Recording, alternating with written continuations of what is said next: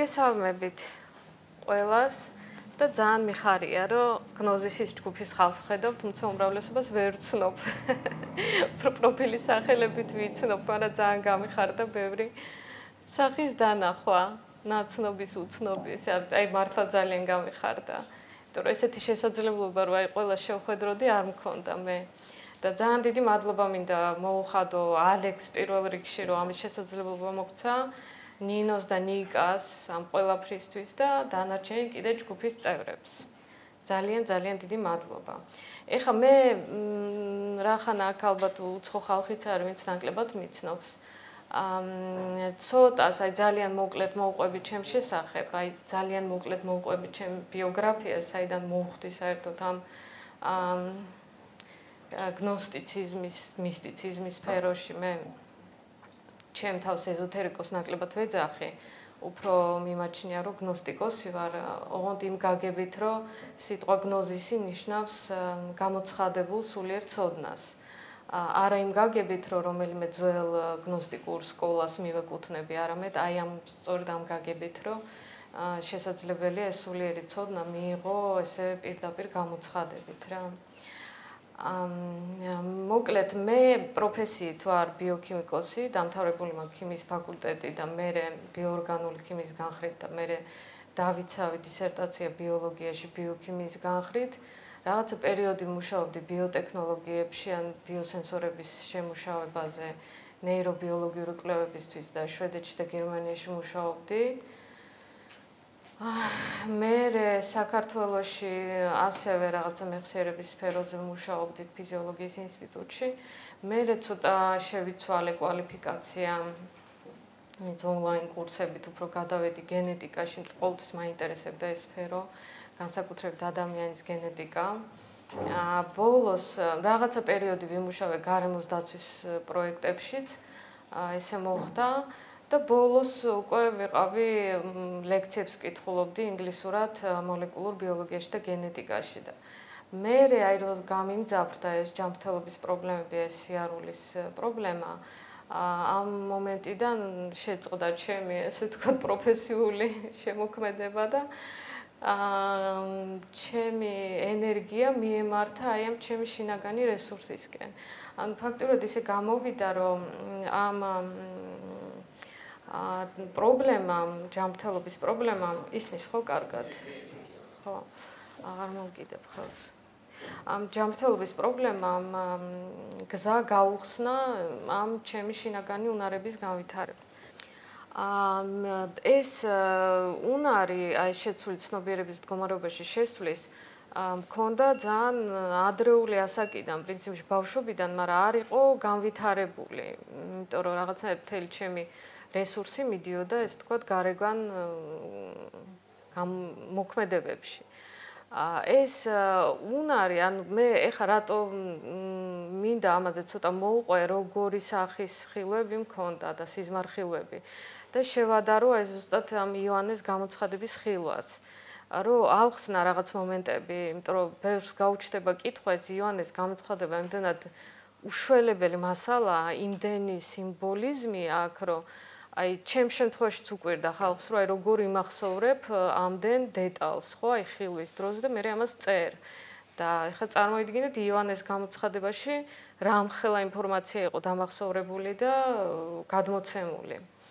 ამიტომ აი მაგაზე მინდა ცოტა მოგიყვეთ როგორ ხდება ეს. ჩემ შემთხვევაში ძირითადად მე შევდიოდი აი შეცვლილი ცნობიერების მდგომარეობას ვეძახი ამას სიზმარ სიფხიზლის ზღვარზე. და საინტერესო ეს არის, რომ დედაჩემს ჰქონდა მსგავსი უნარი, ოღონდ ისეთი ჩანასახვოვან ფორმაში და მახსოვს რომ ვკითხე, რომ აი რო იძინებ რაღაცა შუალედურ მდგომარეობაში გაქვს თუ არა ესეთი მომენტი, რომ იწყებ თვალებში რაღაცა სიზმარივით რაღაცის დანახვას, ოღონდ ჯერ არ გძინავს და მახსოვს რომ მითხრა, რომ კიო, მაგრამ აი ვერ ვასწრებო, რომ გავაანალიზო, რას ვხედავო, მეძინებაო რა. და მე ესე აღმოჩნდა, რომ შემიძლია და საკმაოდ დიდხანს შემიძლია გავაჩერო გონება ამ მდგომარეობაში, ისე რომ აი შემილია კიდეც რომ აი მოუყვე პარალელურად რას ვხედავ, მაგრამ ეს არ არის ხოლმე კაი იდეა, იმიტომ რომ აი ცოტას გაფხიზლებს. და ხდება ესეთი რაღაცა, რომ აი რომ იძინებ თითქოს გონების რაღაცა ნაწილი იძინებს, მაგრამ ნაწილი რჩება ძალიან ფხიზლად, კიდევ უფრო მეტად ფხიზლად, ვიდრე ცხადში, აი ეგ არის საინტერესო.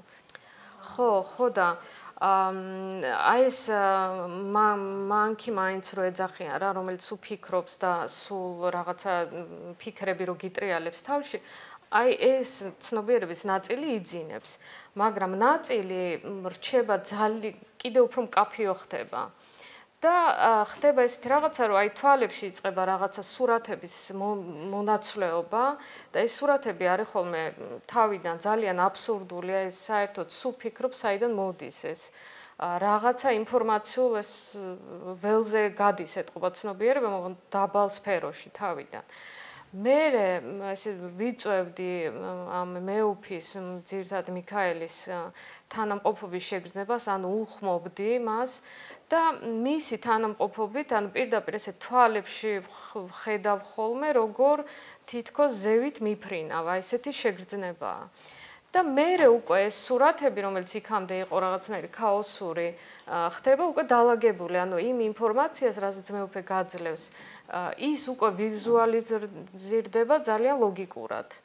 იმიტომ რომ თავიდან აი უბრალოდ თუ შედიხარ აი რაღაც დაბალ დონეზე აი ინფორმაციულ ველში, აი ისეთ აბსურდულ რაღაცებს ხედავ, აი შეიძლება დაინახო ძალიან რეალისტურს, რა, ვიღაცა ქალი, ვიღაცას ელაპარაკება, რაღაც ენაზე, იმ ქალს თავის სახელი აქვს, კატა მირბის ძაღლი მისდეს, აი ნებისმიერი რაღაცა. თან საინტერესო ის არის, რომ ეს სახეხატები შეგიძლია გარდაქმნა, ანუ მაგაზეც მავარჯიშებდნენ მეუფეები რა, დაუშვათ აი ხედავ რაღაცა ნეგატიურ სახეხატს და შეგიძლია გარდაქმნა დადებით სახეხატა და ესეც იყო ერთგვარი ვარჯიში, რომ აი ამ შეცვლილი ცნობიერების მდგომარეობაში შემენარჩუნებინა კონცენტრაციის უნარი. ეხლა რა ხდება? ამ შეცვლილი ცნობიერების მდგომარეობიდან შეიძლება გადახვიდე კონტროლირება სიზმარში, ან აწიო ცნობიერება ამ მეუფის საშუალებით და მაშინ უკვე მიდის კომუნიკაცია. და ეს კომუნიკაციაც აი როგორ ხდება, ანუ თავიდან გრძნობ მის თანამყოფობას და აი ეს სულიერი იერარქების თანამყოფობას ყოველთვის თან ახლავს განცდა, რომ ამ არსებას ძალიან უყვარხარ, ეს ყოველთვის ესია. და ესეც რაღაცა განწყობას გაძლევს და მე აი ინფორმაციას როგორც გაწვდის, ეს ინფორმაცია ვიზუალიზირდება აი როგორც სიზმარი. ეს ერთი ტიპის აი ესეთი ხილვა მქონდა. მეორე ტიპის კომუნიკაცია მეუფეებთან მქონდა ხოლმე უბრალოდ სიზმარი, ოღონდ მათ მიერ გამოგზავნილი სიზმარი და ვიცოდი რომ მათ მიერ გამოგზავნილი იყო, იმიტომ რომ რაღაცა ენერგია დაყვება ხოლმე ეგეთ სიზმრებს და მე აი ამ სიზმარს რო ვხედავდი, მე შევდიოდი ხოლმე აი ამ სიზმარს სიფხიზლის გამოფხიზლდებოდი. მე შევდიოდი ხოლმე სიზმარ სიფხიზლის ღრუბლ მდგომარეობაში და მე მოდიოდა ხოლმე აი მეოფისგან ამ სიზმრის ინტერპრეტაცია და მათ ასე უფრო აწყობდათ ინფორმაციის გადმოცემა, იმიტომ რომ სიზმარში აი ერთბაშად ყვებოდნენ თავის მოსაყოლს და მე ძალიან ხშირად თვითონ ველოდებოდა მიქაელი, რომ აბა როგორ გაიგებ, აბა რა აზრი გამოიტანენ. მათთვის ყოველთვის ძალიან მნიშვნელოვანი იყო, რომ შენ თვითონ მიხვდე რაღაცებს, ვიდრე პირდაპირ გითხრან. ეგ ძალიან დამახასიათებელია საერთოდ აი ნამდვილი სულიერი მოძღვარი ყოველთვის ცდილობს, რომ თავისი მოსწავლე თვითონ მიიყვანოს რაღაც დასკვნებამდე, ვიდრე პირდაპირ უთხრას, რომ აი ესე გააკეთე, ესე გააკეთე, ძალიან შვედ აკეთებენ. ხო და აი რისი თქმა მინდოდა, აი რისკენ მიმყავდა ეს ყველაფერი, რომ ძალიან დიდი ინფორმაციის დამახსოვრება ხდება ამ დროს, იმიტომ რომ ეს ინფორმაცია პირდაპირ იწერება აი ამ მეხუთე კაუზალურ სხეულზე და მე მენტალურ სხეულში უკვე თავისუფლად გადმოდის. და აი თუ დააკვირდებით მე იოანეს გამოცხადებაში არის ესეთი მომენტი, რომ იოანე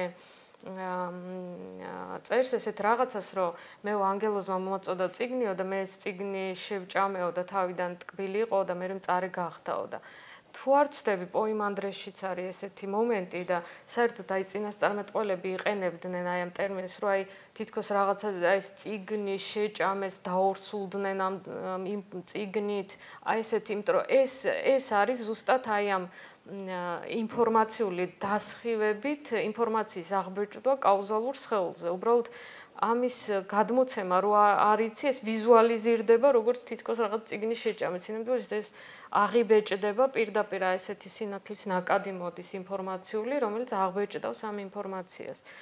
და ძალიან ხშირად ესეთ შედარებებს აკეთებდნენ. და ამიტომ არ არის გასაკვირი, რომ ეს ივანეს გამოცხადება არის ამხელა ხილვა. ივანეს შემთხვევაში ეს ხილვა იყო, ახლა თუ ჩემ შემთხვევაში ეს რაღაცა რუტინული ამბავი იყო ამ შეცვლილი ცნობიერების მდგომარეობაში შესვლა. მისთვის ეს იყო გარედან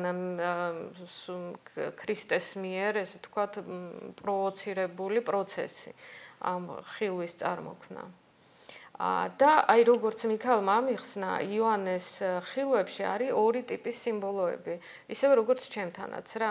ანუ ხანდახან გაწვდიან უბრალოდ იდეას და ამ იდეის ვიზუალიზაციას აკეთებს შენივე ქვეცნობიერი, შენივე არქეტიპებიდან, აი მაგალითად გიგზავნიან ინფორმაციას, რომ აი შენ წინ არის დემონური არსება.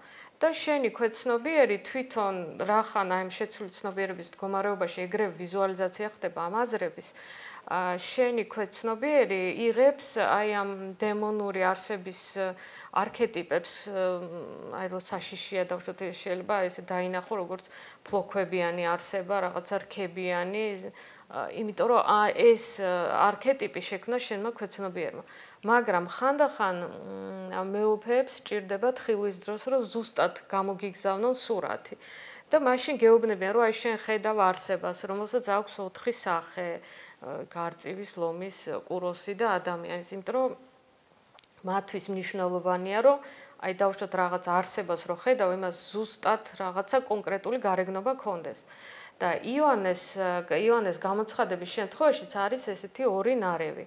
ანუ აი ხა რო დავიწყებთ მოყოლას რა, თქვენ დაინახავთ, რომ არის რაღაცა სახეხატები და არქეტიპები, რომელიც ზუსტად ივანეს დროიდან არის აღებული, თუნდაც ეს 7 აზიის ეკლესია, იმდროინდელი ეკლესიებია, მაგრამ რეალურად ეს არის სიმბოლოები უფრო რაღაცა ფართო მოვლენის, მაგრამ იმდროინდელი აი მისთვის ნაჩვევი ფორმით ხო, აი მაგაზე ვსაუბრობ ზუსტად. მისთვის ნაჩვევი ფორმით ვიზუალიზირდა ეს 7 ეკლესია, მაგრამ არის რაღაცა არქეტიპები, რომელიც სპეციალურად გამოუგზავნეს. მე პერიოდულად წაგიკითხავთ, ანუ მე ამ სლაიდებში ცოტა დიდი ტექსტები ჩავრთე, წესით არ ხდება ესე, მაგრამ რახან ესე ზღაპარივით ვერ მოგიყვებით ამ გამოცხადების ტექსტს, რაღაცა ცოტა კონსპექტივით გავაკეთე და პერიოდულად წავიკითხოთ ხოლმე. ხა ამ სლაიდზე რაც წერია, უკვე ფაქტურად მოგიღევით. ეხა თავი პირველი რითი იწყება? იწყება იმით, რომ ივანე არის პატმოსის კუნძულზე და ეწყება ხილვა. ხილვა იწყება რეალურად სამების დანახვით. ანუ აქ არის ესეთი შეხვედრა ღმერთთან, რომელსაც ის აღწერს, რომ მამა ღმერთი, რომელიც არის იყო და იქნება, ასევე დაინახა 7 სული და იესო ანუ 7 სული ეს არის სული წმიდა იგივე და იესო ქრისტე ძე ღვთისა. ანუ ფაქტურად მე აღარ მახსოვს, მე მგონი მაშინ ჯერ არ იყო ეს სამების ესეთი დოგმატური სწავლება ჩამოყალიბებული. ფაქტია, რომ აი ეს მართლა სამების სახით დაინახა ღმერთი, რომელიც მას მერე აჩვენებს ამ 7 ეკლესიის ანგელოზებს.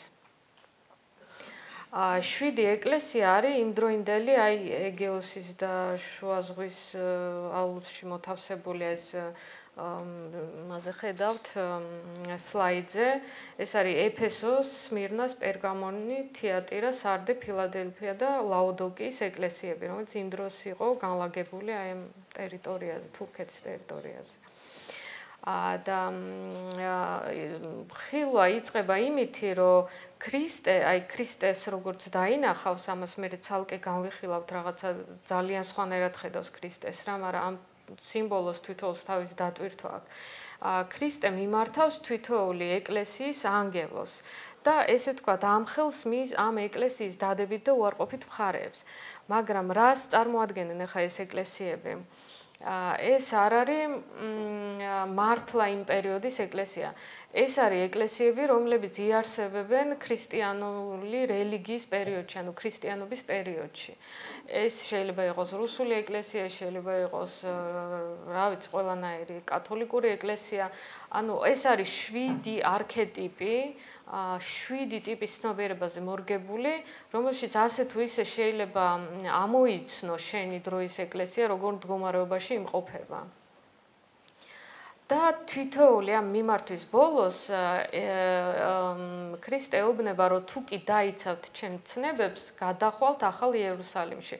ეს ახალი იერუსალიმი, ეს არის ახალი რაღაც ევოლუციური ხვეული, ესე ვთქვათ, კაცობრიობის ისტორიაში, ახალი, საერთოდ ახალი მდგომარეობა ადამიანის. და აი ეს გადასვლა არ გადასვლის ეს დაჯილდოება დასჯით არის თვითოეული ეს მიმართვა დაბოლოებული და ყოველი ეს დაჯილდოება სხვადასხვანაირი სიმბოლოთია გადმოცემული. აი ხა მივყვეთ ნელ-ნელა და ხო, თავიდან როგორ დაინახავს თვითონ ქრისტეს? გრძელი მოსასხამი და ოქროს სარტყელი კერძე. ეს არის მაღალი იერარქიის სიმბოლო. ანუ ეს სიმბოლოებიც ბარემ გავშიფროთ. თავი და თმა სპეტაკი, როგორც ქათქათა მატყლი და როგორც თოვლი, ეს სიწმინდის, სიბრძნის და სიძველის ნიშნები. თვალები, როგორც ალი ცეცხლისა, ეს ცეცხლოვანი თვალები, ესეც სულის სიმბოლოა. ფეხები ცეცხლში გავარვარებული ელვარე რვალი. ასევე სულის სიმბოლო, ოღონდ მატერიაში გამოვლენილი. ხმა, როგორც წყლის ზათქი, ეს ძლევამოსილება და მრავალხმიანობა, ანუ სულთა ერთობა, ღმერთის ხმა. ღმერთის ხმას ხშირად აი ჭექა-ქუხილის მსგავს ხმასაც ადარებს იოანე.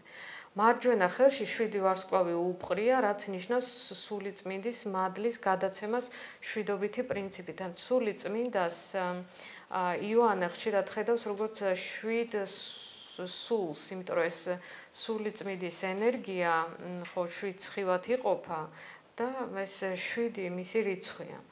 პირიდან გამომავალი ორლესული მახვილია, ეს არის ძალიან საინტერესო, იმიტომ რომ ამას მე შევხვდებით. ეს არის რეალურად გამხელა, ანუ როგორც დადებითი, ასევე უარყოფითი მხარეების, ანუ როდესაც მე ტყველებით ამხელ ადამიანის ამ შემთხვევაში ეკლესიის დადებით და უარყოფით მხარეებს, ანუ ორი პირია გამახვილს. სახე როგორც კაშკაშა მზე, ეს არის თეთრი მზის სტატუსი, ეს არის აი სული წმინდის სრული გამოვლინება, ანუ გამონათება მზე, ცეცხლი ყოველთვის იყო ღმერთის სიმბოლო. ამიტომ ქრისტე დაინახა იოანემ, ეს ნამდვილად ქრისტეა, არა როგორც აი ჩვენი ნაჩვევი ფორმით, როგორც ჩვენ ხატებზე გამოვხატავთ, არამედ აი ესეთი სიმბოლოებით, იმიტომ რომ ამ სიმბოლოებს ჰქონდა დატვირთვა, რომ ეს არის რაღაც ღვთაებრივი გამოვლინება. ეხა მიმართვა ეფესოს ეკლესიის ანგელოზის მიმართ. ამას მოკლედ წავიკითხავ, იმიტომ რომ ეს კონსპექტივით არის და რომ გქონდეთ წარმოდგენა რაზეა. ეფესოს ეკლესიის ანგელოს მისწერე, ამას ამბობს, ვისაც უპყრია მარჯვენაში 7 ვარსკვლავი და იარება ოქროს 7 სასანთლეს შორის. ვიცი შენი საქმენი, შრომა თუ მოთმინება შენი და ისიც რომ არ შეგილი აიტანო უკეთურნი და გამოსცადე ისინი მოციქულებად რომ მოაქვთ თავი, მაგრამ მოციქულები კი არ არიან და პოვე ისინი მტყვარნი. მომთმენი ხარ და ბევრი რამ იტვირთე ჩემი სახელის გულისთვის, მაგრამ არ დაგანცულ ხარ. თუმცა შენს წინააღმდეგ მაქვს ის, რომ დაუტევე შენი პირველი სიყვარული.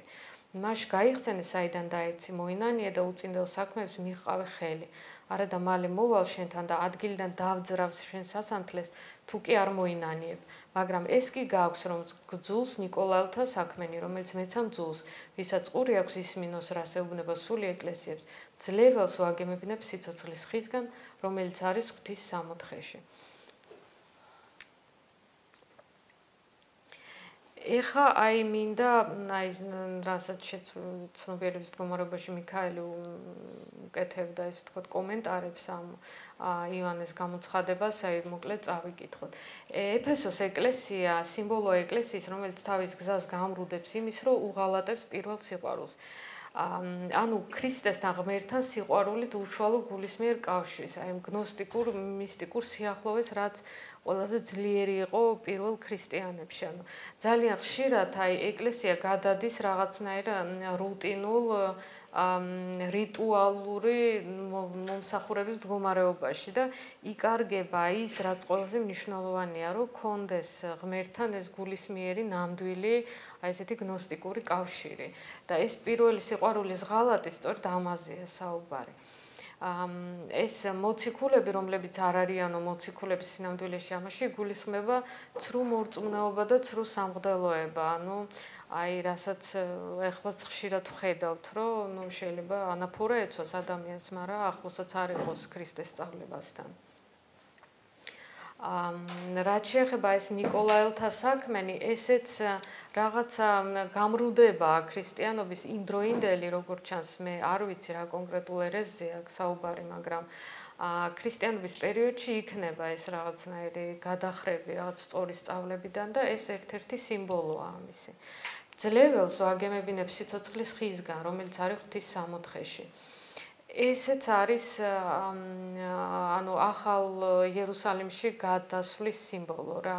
აი ამ ახალ იერუსალიმში გადასვლის სიმბოლოს, ანუ თუ კი ყველაფერს სწორედ დაითვენთო, რა სწორედ შეინახავთო ჩემ რწმენასო, მაშინ გადახვალთ აი ამ ახალ ევოლუციურ ხოვში და სხვადასხვანაირი სიმბოლოებით გვაწვდის ამას. აი ზოგან ამბობს, რომ იგემებთ სიცოცხლის ხისგან, რომელიც სულის უკტავებას ნიშნავს რეალურად. ზოგან ამბობს, რომ აი თქვენს იქნებით ქვა, რომელზე დაიწერება სახელი. ზოგან ამბობს, რომ იგემებთ უკტავების დინარის წყალს. სხვადასხვანაირი სიმბოლოებით, მაგრამ ერთი და იგივეს ნიშნავს. ანუ ეს არის ეფესოს ეკლესია. ეს მიმართვა ეკლესიების მიმართ ყველაზე ნაკლებ საინტერესო ეპიზოდია, მე რომ მკითხოთ ივანეს გამოცხადებაში, მაგრამ ამას ვერ გამოვტოვებთ. ერთადერთი მინდა რომ აი თავიდანვე შემოვიტანოთ ეს ტერმინი ქრისტიანობის პერიოდი. იმიტომ რომ კაცობრიობის ესე ვთქვათ, ევოლუციურ ციკლში ეს ქრისტიანობის პერიოდი იწყება ქრისტეს დაბადებიდან და მთავრდება იმ დროს, როცა საერთოდ მთავრდება რელიგიების არსებობა როგორც ეგეთი. და ამაზე არის გამოყოფილი რაღაცა კონკრეტული საუკუნეები, კონკრეტული წლები, რომელიც ზუსტად გაწერილია იოანეს გამოცხადებაში და ამასთან აუცილებლად მივალთ. უბრალოდ აი ეს დავიმახსოვროთ, შემოვიტანოთ ეს ცნება ქრისტიანობის პერიოდი კაცობრიობის ევოლუციის ისტორიაში. იმიტომ რომ ეს ეკლესიებიც, ეს არის ეკლესიები, რომლებიც აი ამ ქრისტიანობის პერიოდის ისტორიულ პერიოდში იარსებებენ და ექნება და ესეთი პლუსები და მინუსები. მეორე თავი ეს არის მიმართვა სმირნის ეკლესიის ანგელოზის მიმართ, იყავით ერთგულის სიკვდილამდე. ხო. ხოლო სმირნის ეკლესიის ანგელოს მისწერი ამას ამბობს, პირველი და უკანასკნელი, რომელიც მკვდარი იყო და გაცოცხლდა. ვიცი შენი გასაჭირი და სიღატაკე, თუმცა დიდარი ხარ და გმობა მათგან, რომელნიც ამბობენ იუდეველნი ვართო და არ კი არიან, არამედ საკრებულო სატანისა. ნუ გეშინიან ნურაფრის არისი დათმენაც მოგიწევს. აჰა ეს ეშმაკი აპირებს ზოგი თქვენგანი გამოსაცდელად ჩააგდო საპყრობილეში და გექნებათ ურვა 10 დღე. სიკვდილამდე ერთგული იყავი და მოგცემ შენ სიცოცხლის ხის გვირგვინს. აი სიცოცხლის ხის გვირგვინიც ასევე ნიშნავს ახალ იერუსალიმში გადასვლას. ვისაც ყური აქვს ისმინოს რასეუბნება სული ეკლესიებს, მძლეველი არ ევნება მეორე სიკვდილისგან. მეორე სიკვდილი ეს არის სულიერი სიკვდილი, ანუ აქაც საუბარია აი ამ ახალ ევოლუციურ ეტაპზე, როცა უკვე ადამიანს თავის სულთან აქვს მოპოვებული ძალიან ძლიერი კავშირი. ანუ გმობა თავარი ფრაზა აქ იყო, რომ გმობა მათგან, რომლებიც ამბობენ იუდეველნი ვარნო და არც კი არიან ამბობენ საკრებულო სატანის. სიღარიბეში სიმდიდრის მიუხედავად იგულისხმება შეგნებული უპოვრობა.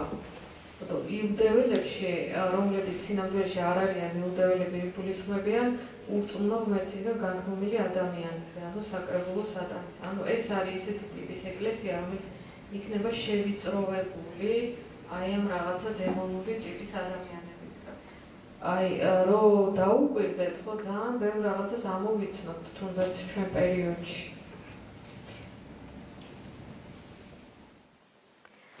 მიმართო პერგამონის ეკლესიის მიმართ, ხოლო პერგამონის ეკლესიის ანგელოს მისწერე ამას ამბობს ორლესული מחვილის მქონე.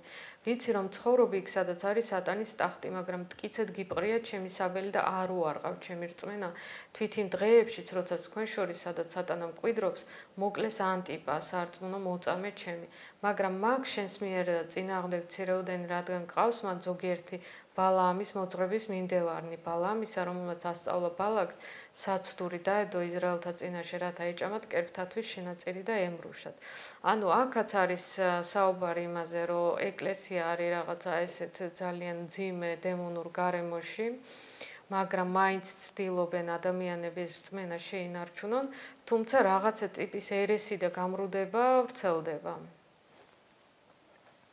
ასევე შენც ყავს ნიკოლაელთა მოძღვრების მიმდევარნი, რომელიც მე მძულს, მას შეინანე არა და მალე მოვალ შენთან და შევერკინები მათ ბაგეთა ჩემთა מחვილით. ბაგეთა ჩემთა מחვილით ეს არის სიტყვით, ანუ საუბრით. ვისაც ყური აქვს ისმინოს, რას ეუბნება სული ეკლესიებს, ძლეველს მივცემ საჭმელად დაფარულ მანანას. დაფარული მანანა ესეც არის ესე თქვათ ყვება სული წმინდით, ანუ უკვე სულთან კავშირი, სულიერ განზომილებაში გადასვლა.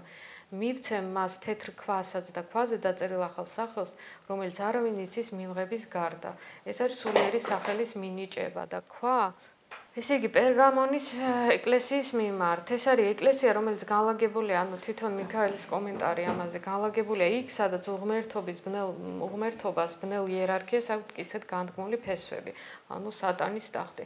ყოველთვის არსებობს ისტორიის სხვადასხვა ეტაპზე, სხვადასხვა ქვეყნებში ასეთი მოცემულობა. მიუხედავად ამისა, ეკლესია შეუძლია გაატაროს ღვთის სიტყვა, ოღონდ ბნელი იერარქიის ზეგავლენით მასში შეიძლება შეიპაროს მავნე ცრუ სწავლებები.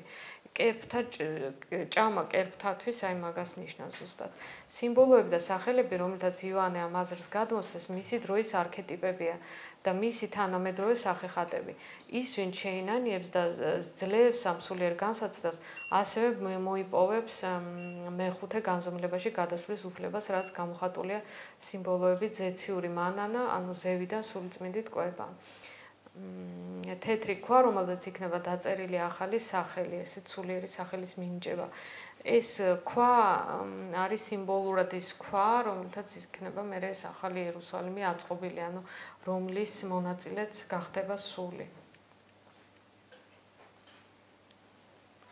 მიმართვა თეატრის ეკლესიის ანგელოზის მიმართ, რაც გაქვს გეჭიროს ვიდრე მოვიდოდე. ხოლო თეატრის ეკლესიის ანგელოს მისწერე ამას ამბობს ძეღვთისა, ვისაც აქვს თვალნი როგორც ცეცხლის ალი, ფეხები კი მიუგავს ელვარე რვალს.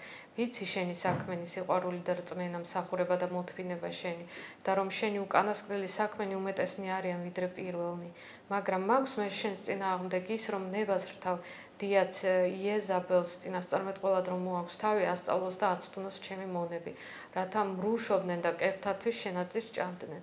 ანუ აქ არის ისეთი ერეტიკული გამრუდება, სადაც ეს დედაუფალის სულიწმინდის ქალური იპოსტასის გამრუდება ხდება ცოდნა და ეს ხშირია, როცა აი ჩვენ ახლა ისეთ გარემოში ცხოვრობთ, სადაც სულთან კავშირი არის ძალიან შესუსტებული და ამიტომ ეს დედაბუნების რაღაცა კულტები, მაგიური რიტუალები, ეს ყველაფერი ძალიან ადვილად იდგავს ფეხს.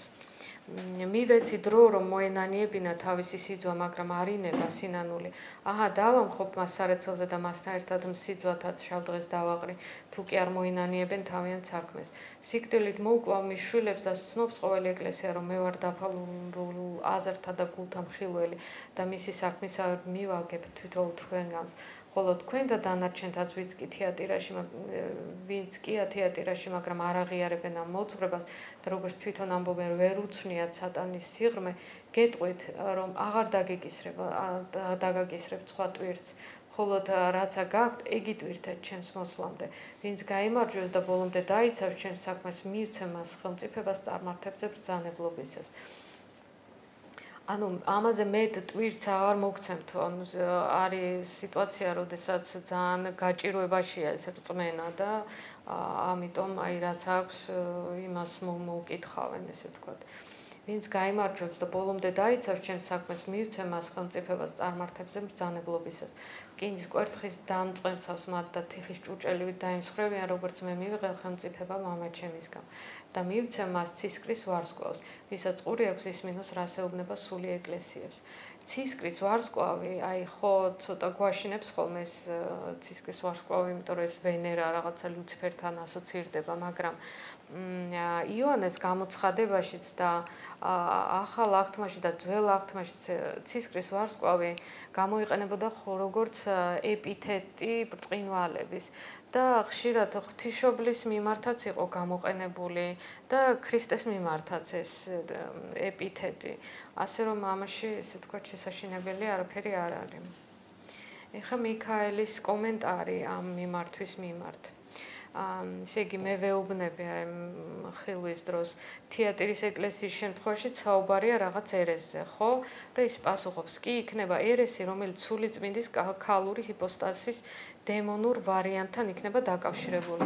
ძალიან ფრთხილად უნდა იყოთ ღვთაებრივი დედის ჰიპოსტაზის გამრუდებასთან, რადგან ყველაზე ადვილია მისი დამდაბლება მატერიის ბუნების კულტებად ქცევა. შედეგად ადამიანებს უაქტიურდებათ მხოლოდ ყველაზე დაბალი ჩაკრები, რაც მომატებულ სექსუალობასთან და საბოლოო ჯამში სექსუალურ აღღრმავებასთან არის დაკავშირებული.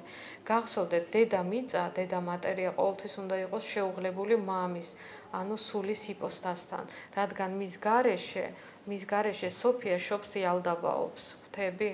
ანუ ეს გნოსტიკური ტერმინია, იმიტომ რომ ძველ გნოსტიკურ სწავლებებში ითვლებოდა, რომ სოფია ეს იყო ერთ-ერთი შემოქმედებითი ძალა, რომელმაც ოღონდ აი ამ მამის ნების წინააღმდეგ შექმნა მატერიალური განზომილება, მატერიალური სამყარო, მისი შემოქმედი ღმერთი და ის გამოვიდა მანკიერი იმის გამო, რომ არ იყო შეუღლებული სულთან. ანუ აი ეს ორი პოლუსი, მატერია და სული ყოველთვის უნდა იყოს შეუღლებული, ანუ მატერია არ უნდა იყოს მოწყვეტილი სულისგან.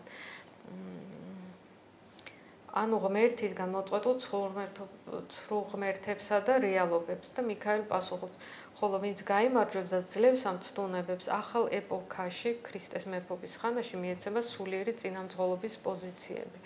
ანუ მერე არის უკვე აქ საუბარი იმაზე, რომ აი ეს 1000 წლიანი ოქროს ხანა რო იქნება, როცა ქრისტესთან ერთად იმეფებენ მისი მღვდლების სტატუსით, აი ეს ყველაზე ესეთი მართლმორწმუნე სულები, რომელიც აი პირველ აღდგომაში მიიღებენ მონაწილეობას.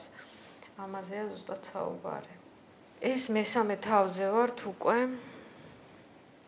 მიმართვა სარდეს ეკლესიის ანგელოზის მიმართ, ჩემთან ივლიან თეთრი სამოსით.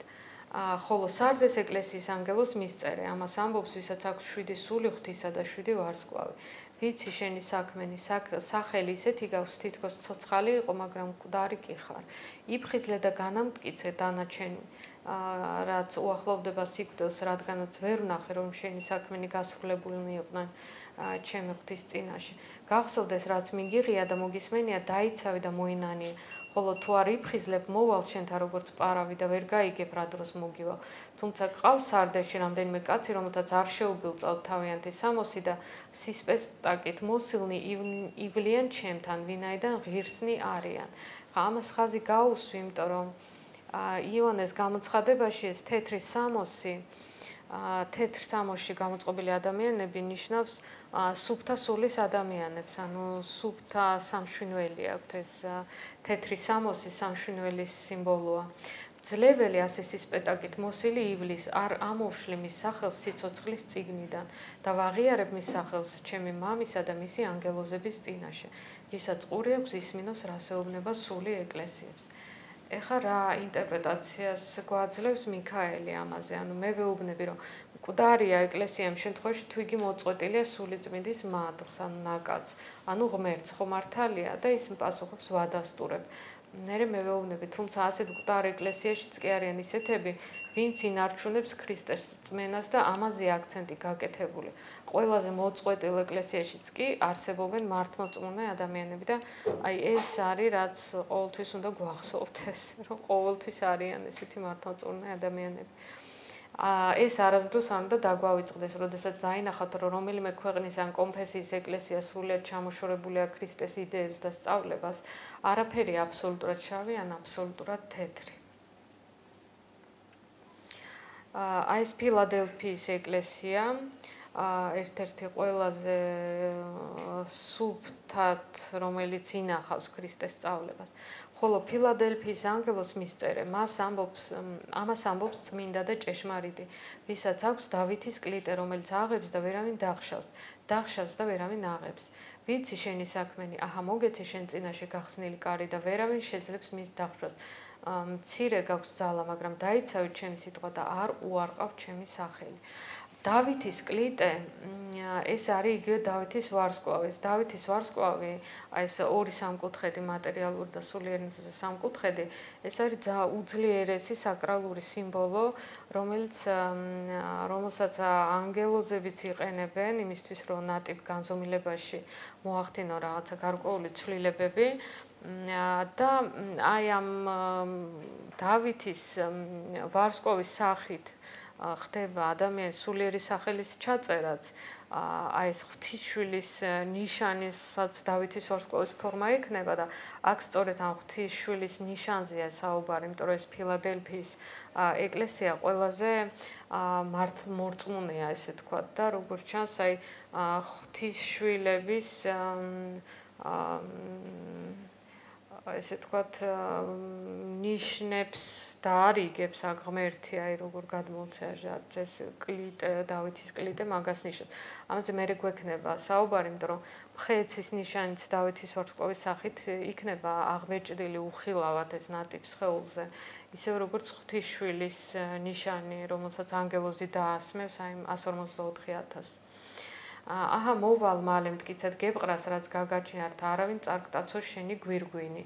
მძლეველს სვეტად აღმართავ ჩემი ღვთის ტაძარში და აღარ გავა გარეთ და დავაწერ მას სახელს ჩემი ღვთისას, სახელს ჩემი ღვთის ქალაქის, ახალი იერუსალიმისას, ზეცით რომ ჩამოდის ჩემი ღვთისაგან და ჩემს ახალ სახელს, ვისაც ყური აქვს ისმინოს, რას ეუბნება სული ეკლესიებს.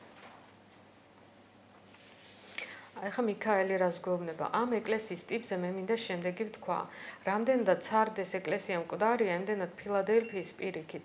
ეს არის ყველაზე წარმატებული მაგალითი ეკლესიისა ქრისტიანულ ეგრეგორში. დავითის კლიტე დავითის ვარსკვლავია, იგივე ღვთისშვილის ბეჭედი, რომელსაც ვერავინ გახსნის და ვერ დაკეტავს ღმერთის გარდა. ღვთისშვილობა არის ღია კარი სამების ცნობიერებაში. ეკლესიის ასეთ მაქსიმალურად სუფთა გამოვლინებას სატანის საკრებულოს ცრუმორწმუნეებიც კი აღიარებენ. ასეთი ეკლესია ემსახურება ადამიანთა განხრთობას. ეს არის მისი ყველაზე სრულყოფილი გამოვლინება. ფრაზა დავაწერ მას სახელს ჩემი ღვთისას, სახელს ჩემი ღვთის ქალაქის, ახალი იერუსალიმისას, ზეცით რომ ჩამოდეს ჩემი ღვთისაგან და ჩემს ახალ სახელს, ნიშნავს ამ ეკლესიის წევრთა პოზიციას და სულიერ სახელებს. ასევე მათ მსახურების სხივებს ახალ იერუსალიმში, ანუ მეხუთე ცნობიერებით ცხოვრების რეალობაში. აი ეს ლაუდოკიის ეკლესიაც საინტერესოა, რომ აქ ერთი მომენტია, რომელსაც გავამახვილებ ყურადღებას. ხოლო ლაუდოკიის ეკლესიის ანგელოს მისწერე, ამას ამბობს ამინი, მოწმე სარწმუნო და ჭეშმარიტი დასაბამი ღვთის ქმნილებისა. ვიცი შენი საქმენი, არც ცივი ხარ და არც ცხელი, ოღ ნეტად ცივი მაინც იყო ან ცხელი, მაგრამ რა კი ნელთბილი ხარ, არც ცივი ხარ და არც ცხელი, ამიტომ გადმოგაფურთხებ ჩემს ბაგეთაგან, რადგან ამბობ მდიდარი ვარო, გამდიდრდი და აღარაფერი მჭირდებაო. და ის კი არიცი რომ უბადრუკი ხარ და საწყალობელი გლახაკი ბრმა და შიშველი. გირჩევ იყიდო ჩემგან ცეცხლით გაწმენდილი ოქრო, რათა გამდიდრდე და სპეტაკი სამოსი, რათა შეიმოსო და აღარ გამოჩდეს შენი შიშისვლის სირცხვილი და საოლავი იცხო თვალზე, რათა იხილო. ვინც მიყვარს მას ვამხელ და წვრთნი, მას ეშურნე და შეინანე. აჰა კართან მდგავარ და ვაკაკუნებ, თუ ვინმე გაიგებს ჩემ ხმას და კარს გამიღებს შევალ და მასთან ვივახშმებ, ხოლო ის ჩემთან. ძლეველს გვერდით მოვისვავ ჩემს ტახტზე, როგორც თავად ვძლიე და ჩემს მამასთან დავჯექი მის ტახტზე, ვისაც ყური აქვს ისმინოს, რას ეუბნება სული ეკლესიებს. ეხლა რას გვეუბნება მიქაელი ამაზე?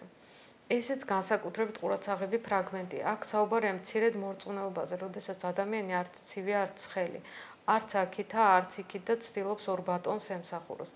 ანუ აქ იმაზეც იყო საუბარი, რომ გამდიდრებულია ესეთი ეკლესია, მაგრამ სინამდვილეში სულიერად გაღარიბებულია. ასეთი ადამიანები ერთი შეხედვით კომფორტულად არიან, რადგანაც ამბობ დიდარი ვარო, გამდიდრდი და აღარაფერი მჭირდებაო. სინამდვილეში სულიერად ხელმოცარულები რჩებიან თავიანთი კონფორმიზმის შედეგად. ქრისტეს თავაზობს მათ სულიერ სიბრძნეს. ცეცხლით გაწმენდულ ოქროს როს თავაზობს, ეს არის სულიერი სიბრძნე. და სპეტაკს ამოს, ანუ სპეტაკს სულიერ სხეულებს, სპეტაკს სამშვენელს, ანუ სწორი მორალური ცხოვრებით რაც მიიღწევა. საულავის ცხებას, რომ სულიერი თვალი აიხილოთ და დაინახონ რა მდგომარეობაში იმყოფებიან. ნელთბილობა სულიერი თვალსაზრისით მართლა ყველაზე უიმედო და პასიური მდგომარეობაა. უმჯობესია ცივი ცოდვილი იყო, რადგან უკიდურესობები მარტივად გადადიან ერთმანეთში და ცივი შეიძლება ცხლად გარდაიქმნას, ვიდრე უმოქმედო შუალედურ მდგომარეობაში იმყოფებოდა. თუნდაც ეს უმოქმედობა კეთილდღეობად და კომფორტად მიგაჩნდეს. სულიერი იერარქებისთვის მათ მოსწავლეებში ნელთბილობის ჩამოყალიბება ერთ-ერთი მთავარი საგანგაშო მდგომარეობაა. მაშინვე ხდება ხოლმე შივას დესტრუქციული იმპულსის ამოქმედება, რომ მოსწავლე ამ მდგომარეობიდან გამოიყვანო. დანარჩენი ამ ფრაგმენტში ყველაფერი გასაგები. ანუ ეს რო დაუკვირდე, აი ქვეყანაზე შეიძლება ეს პარალელი გადმოიტანო, როცა აი თვით გადარჩენისთვის რაღაცა კონფორმიზმზე მიდიან პოლიტიკოსები, რაღაცა მორალურ პრინციპებზე უარს ამბობენ, იმიტომ რომ ერთის მხრივ ეს მომგებიანია, მაგრამ სინამდვილეში არ არის ეგრე, ანუ ეგრევე ამოქმედდება ხოლმე ეს რაღაცა პრობლემების, კატაკლიზმების სცენარები, რომ ისევ დაიძაბოს სული და აი ამ შუალედური არც აქით რო არის და არც იქით აი მდგომარეობიდან გამოვიდნენ ადამიანები. ესე იგი, რო შევაჯამო და კიდევ ერთხელ თქვათ, რატომ დავიწყეთ ხილვა სწორედ 7 ეკლესიის მიმართვით. ანუ ეს მიქაელი ყვება, რადგან ეს სულიერი იერარქიისგან იყო იოანეს მიმართ ეს ხილვა გამოგზავნილი, აი რატო დაიწყო მაინც და მაინც ამ 7 ეკლესიით. იმიტომ რომ ვიცოდით, რომ ქრისტიანული რელიგია, ისე როგორც ყველა რელიგია ისტორიის ყველა ეტაპზე, სხვადასხვა სახით გაამრუდებდა თავის გზას. და ამ გამრუდებებს სიმბოლურად 7 სახე მივეცით, 7 ეკლესიის სახე. იოანეს გამოცხადებას წრიული სტრუქტურა აქვს. პირველი თავი უკავშირდება ბოლოს. ამას მივხვდებით, როცა ბოლო თავს დავამთავრებთ. ანუ ეს ერთგვარი ნაწილი იყო იოანეს გამოცხადებაში, ეს 7 ეკლესია და პრინციპში გავიარეთ. ხო, და ეხა გადავდივართ, ეს ხილვა გადადის სრულიად ახალ ეტაპზე, იმიტომ რომ იოანე ხედავს, აი როგორც სლაიდზე კარგად არის ამ სურათში ნაჩვენები, ეს არის 4 წმინდა ცხოველი, 24 უხუცესი. შეიძლება ეს დავატრიალო, ხო? არ ჩანს ხო? არა, იმის მინდოდა ჩვენება, მაგრამ ნუ არა უშავს. 24 უხუცესი, 4 წმინდა ცხოველი, 7 სასანთლე, ტახტი და ტახტის წინ, აი სადაც ეს ცხოველები და უხუცესები არიან განლაგებული, არის ზღვასავით ესეთი მოსარკული ზედაპირი. აი ამ თითოეულ სიმბოლოს ეს არის ფაქტიურად დაშიფრული კალენდარი, დაშიფრული ასტროლოგიური პროცესები. აი ხა გადავდივართ ყველაზე საინტერესო ადგილებზე. აი დააკვირდით როგორი სიმბოლოა 24 უხუცესი, 4 წმინდა ცხოველი, თითოეულს 6 ფრთა აქვს, ლომი, ყურო, ადამიანი და არწივი. ასევე 7 ლამპარი და აი ეს ზღვასავით ესეთი სარკისებური ზედაპირი. ეხა სანამ ამის გაშიფრაზე გადავიდეთ, მინდა ცოტა მოგიყვეთ რას ნიშნავს, იმიტომ რომ აი ჩემ წიგნებში არის შემოტანილი ეს ტერმინი რიცხვი ალგორითმები. ანუ ეხა ხო აი ძალიან ბევრი საუბარი მიდის იმაზე, რომ ჩვენი რეალობა არის ერთგვარი სიმულაცია. ოღონდ ეს სიმულაცია ეს არ არის კომპიუტერული სიმულაცია, ეს არის მენტალური სიმულაცია. ანუ ეს არის მატერია, რომელიც არის შემკრივებული და ფორმა მიცემული ფიქრის ძალით, აი ამ მენტალური დემიურგების მიერ. ეს სიტყვა დემიურგიც არ მიიღოთ ნეგატიურ კონტექსტში, როგორც გნოსტიციზმშია, უბრალოდ შემოქმედი ძალები არის ეს დემიურგული ძალები. შემოქმედებას ნიშნავს. და ეს შემკრევება მატერიის ხდება რაღაცა კონკრეტული ალგორითმებით, რომელიც არის გადმოცემული რიცხვების სახით. და ამაზე ბჭობა საერთოდ მოდის ძალიან ძველი პერიოდიდან, აი მაგიტომ მინდა რომ მაგალითად მოვიყვანო აი პითაგორელების წარმოდგენა, იმაზე რომ სამყაროს საფუძვლად უდევს რიცხვები, ანუ ესე თვლიდნენ პითაგორელები. და მათი აზრით იყო ეს ლუწი და კენტი რიცხვები, რომელთაგან ლუწი რიცხვები განსაზღვრულია, კენტი კი განუსაზღვრელი. და ძალიან ახლოს იყვნენ სიმართლესთან, იმიტომ რომ მთავარი ეს რიცხვი ალგორითმები, ეს არის 2 და 3 რეალურად რა. 2 ეს არის მატერიის სიმბოლო, ანუ მატერიის დუალიზმის სიმბოლო და 3 ეს არის სულიერი სამების, აი ერთის გასამაგების, 3-ის ერთ არსად ყოფნის ალგორითმია და სულის ალგორითმია, ესე ვთქვათ. და დანარჩენი რიცხვები, რომლის საშუალებითაც ვლინდება ეს ჩვენი მატერიალური მატრიცა, არის ფაქტურად ამ ორის კომბინაცია. ანუ როგორც პითაგორელები ამბობდნენ, რომ 2 არის განსაზღვრული, ეს არის გამოვლენილი სამყარო, დუალობის სამყარო, ანუ 1-0-ის სამყარო, შავი-თეთრი სამყარო და განუსაზღვრელი, ანუ სულის სამყარო, სამება, ეს არის კენტი, ანუ რიცხვი 3. მატერიალური სამყარო, არის სიმულაცია, ოღონდ არა ვირტუალური, არამედ მენტალური. ხო. ეხლა კიდევ ერთი მაგალითი მინდა მოვიყვანო, ეს არის კოსმოლოგიური სიმბოლოები მახაბჰარატიდან და აქ არის მახაბჰარატაში არის ესეთი ისტორია. როდესაც ბრამინის მოსწავლე უტანკა ასრულებს ბრამინის ცოლის დავალებას, რომლის დროსაც სხვადასხვა თავგადასავალს ეყრება, რაღაც მომენტში იგი ხვდება ნაგების, ანუ ადამიან გველების სამფლობელოში, სადაც ხედავს მისთვის გაუგებარ ადამიანებს და არსებებს. შინ დაბრუნებისთანავე მასწავლებელი, ანუ ბრამინი უხსნის უტანკას მის მიერ დანახულ ადამიანების და ცხოველების სიმბოლოებს. ბატონო, თქვა უტანკამ, ნაგას მეფემ ტაკშაკამ ხელი შემიშალა და მის ქვეყანაში უნებურად მოუხდი. იქ დავინახე 2 ქალი, რომელიც ქსოვდა შავ-თეთრი ძაფებით. ვინ არიან ისინი? მერე ვნახე 6 ბიჭი, რომელიც 12 წახნაგა ბორბალს ატრიალებდა. ვინ არიან ეს ბიჭები? 2 ქალი, ბედი და იღბალი, თეთრი და შავი ძაფები, დღეები და ღამეები. 6 ბიჭი, რომლებიც ატრიანებენ ბორბალს, წარმოადგენენ 6 სეზონს. ინდოეთში 6 სეზონია, იმიტომ იქ ემატება წვიმების და გვალვების სეზონიც.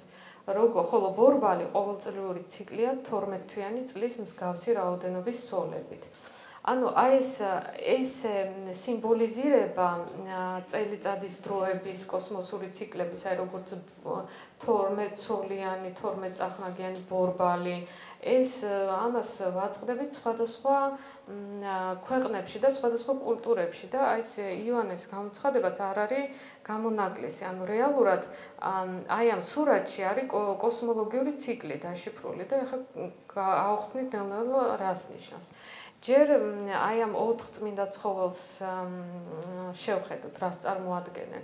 ანუ ხშირად აი ქრისტიანულ ინტერპრეტაციაში აი 4 ევანგელისტს წარმოსახავდნენ ხოლმე 4 წმინდა ცხოველის სახით. მაგრამ რეალურად ეს ტეტრამორფი, ანუ 4 სახოვანი, გაცილებით ძველი დროიდან მოდის, ძველი კულტურიდან მოდის. ანუ იუდეურ ქრისტიანულ სწავლებაში და ღვთისმეტყველებაში წარმოდგენილია როგორც ფრთიანი არსება, რომელსაც 4 სახე აქვს: ადამიანის, ლომის, ხარის და არწივის. იონეს გამოცხადებაში ტეტრამორფი აღწერილია როგორც ცალ-ცალკე მყოფი 4 აპოკალიფსური არსება: უფლის ტახტის 4 კუთხიდან და 64-ის 4 საზღვრის ცველი. ზოარის წიგნის მიხედვით, ეზეკიელის ხილვა, ეტლის თავზე, ანუ ეს უკვე ძველი აღთქმიდან არის სიმბოლო, რომ იქაც ეზეკიელი ხედავს აი ზუსტად მსგავს არსებებს, ოღონდ ოდნავ განსხვავებულად. ეტლის თავზე გამოცხადებული ეს 4 არსება წარმოადგენს 4 არქეტიპს, რომელიც შეესაბამება ადამიანის თვისებებს. კაბალაში ამ არსებებს ეწოდებათ ხაიოთ აკოდეშ, წმინდა ცხოველები. მოგვიანებით ეს სახეხატები იყო მისადაგებული 4 ევანგელისტი მოციქულის მიმართ და ცნება ტეტრამორფი გამოყენებულ იქნა მათ იკონოგრაფიაში. მოციქულებს ასევე ფრთებს უხატავენ ხოლმე, ხოლო ხელში სახარებო უჭირავთ.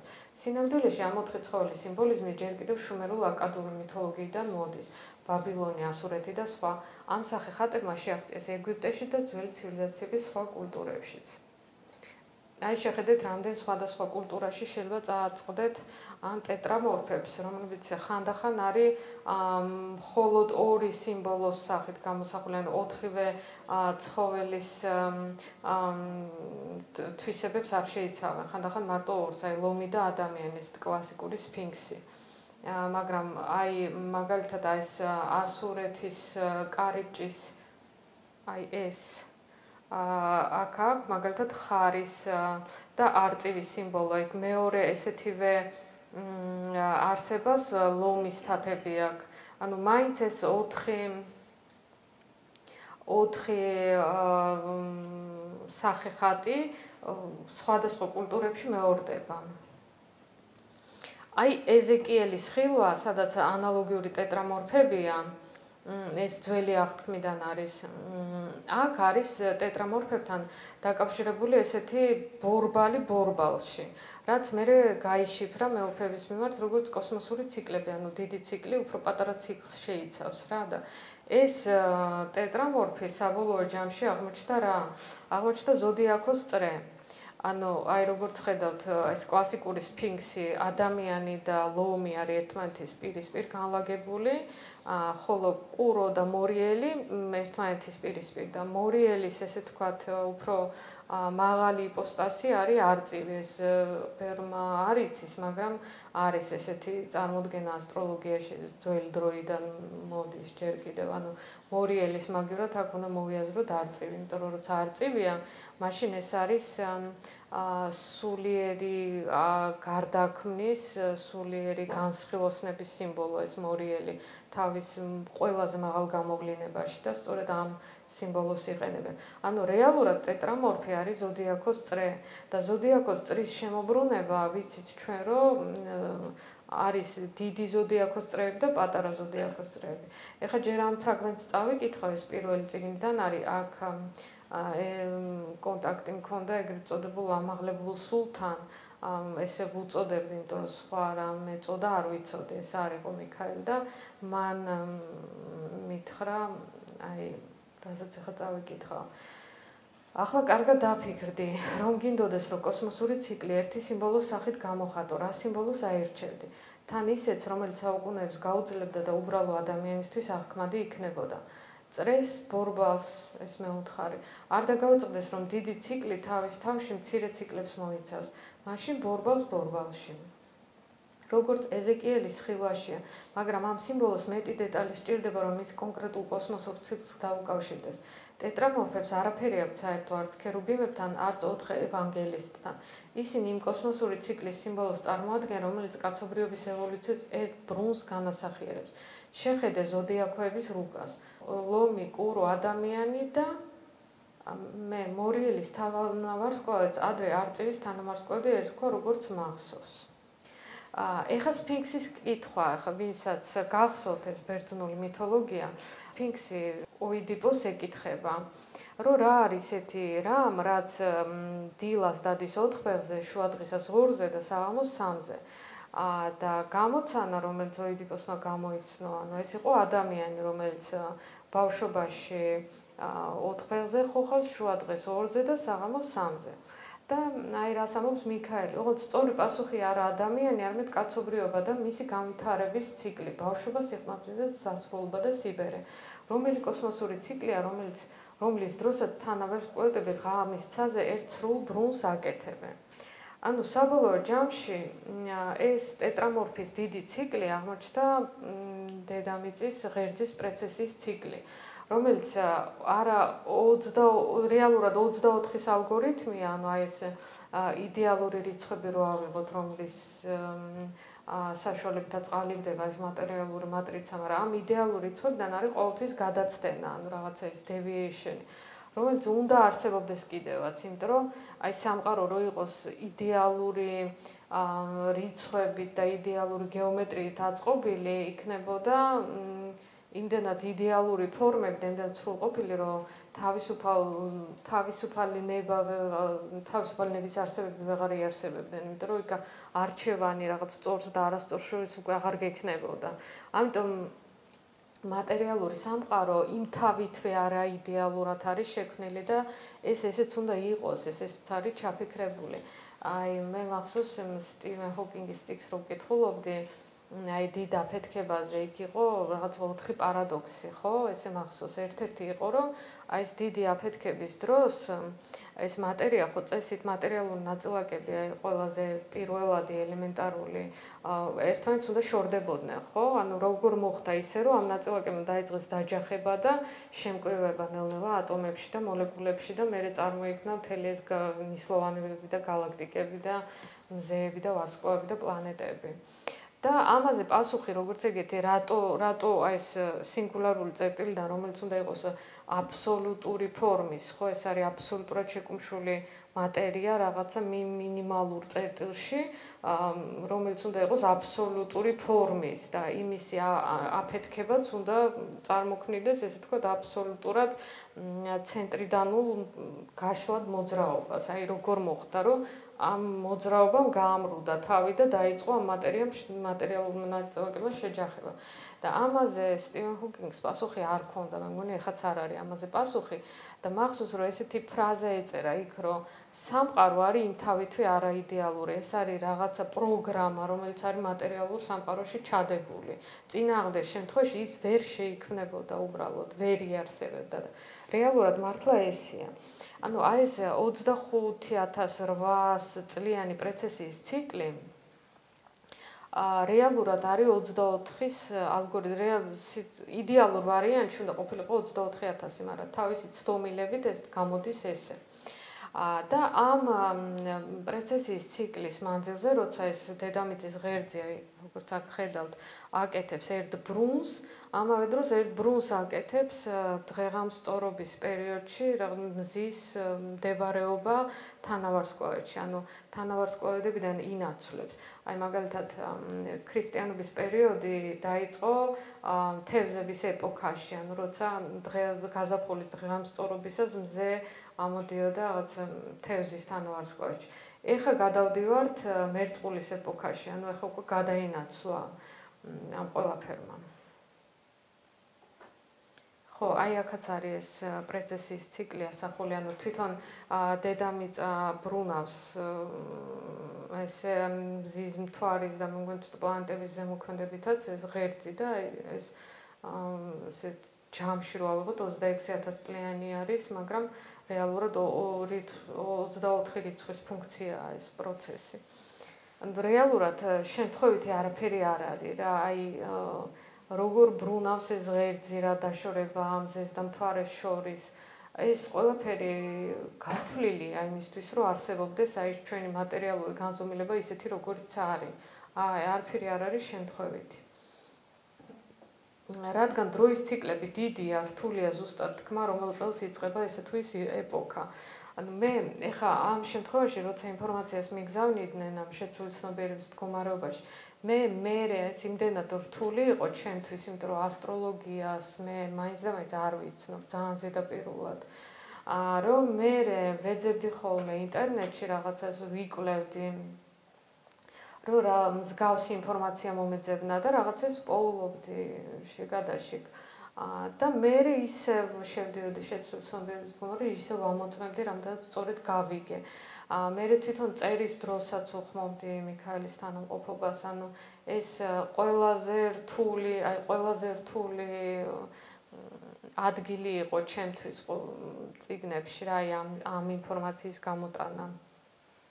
ამ კოსმოსურ ციკლებთან დაკავშირებით. ეხლა შეხედეთ ეს სქემა, რომელიც მე დავახატე არსებულ სურათს, აი რას წარმოადგენს ეს პრეცესის ციკლი. ხა ზუსტად არიციან რატომღაც არ ვიცი ასტროლოგები კიდევ ჭობენ მაგალითად ზოგი თვლის რომ ეხლა დაიწყო ეს მერწყულის ეპოქა, ზოგი თვლის რომ 2160 წელს იწყება, არ ვიცი რატო ვერ ანგარიშობენ ესე ზუსტად, მაგრამ ნუ დავუშვათ ავიღოთ აი ეს ვარიანტი რომ 2160 წელს იწყება აი მერწყულის ეპოქა, აი დავუშვათ აქ. ხო, ეხლა ვართ ეს ნუ 2022 წელს დავწერე, მაგრამ ეხლა ვართ დაახლოებით აქ. ეხლა რა ხდება? იოანეს გამოცხადების მიხედვით, იმიტომ რომ იქ მერე საუბარია, რომ პირველი აპოკალიფსის მხედარი გამოყავს ლომის ცხოველს რა. იწყება ლომის ეპოქით, რომელიც იყო ძველი წელთაღრიცხვის 10800-10500 წელს დაახლოებით. ამ დროს დაიწყო. ეხლა ჩვენ ვართ აი ამ პრეცესის ციკლის ზუსტად შუაში, ზუსტად.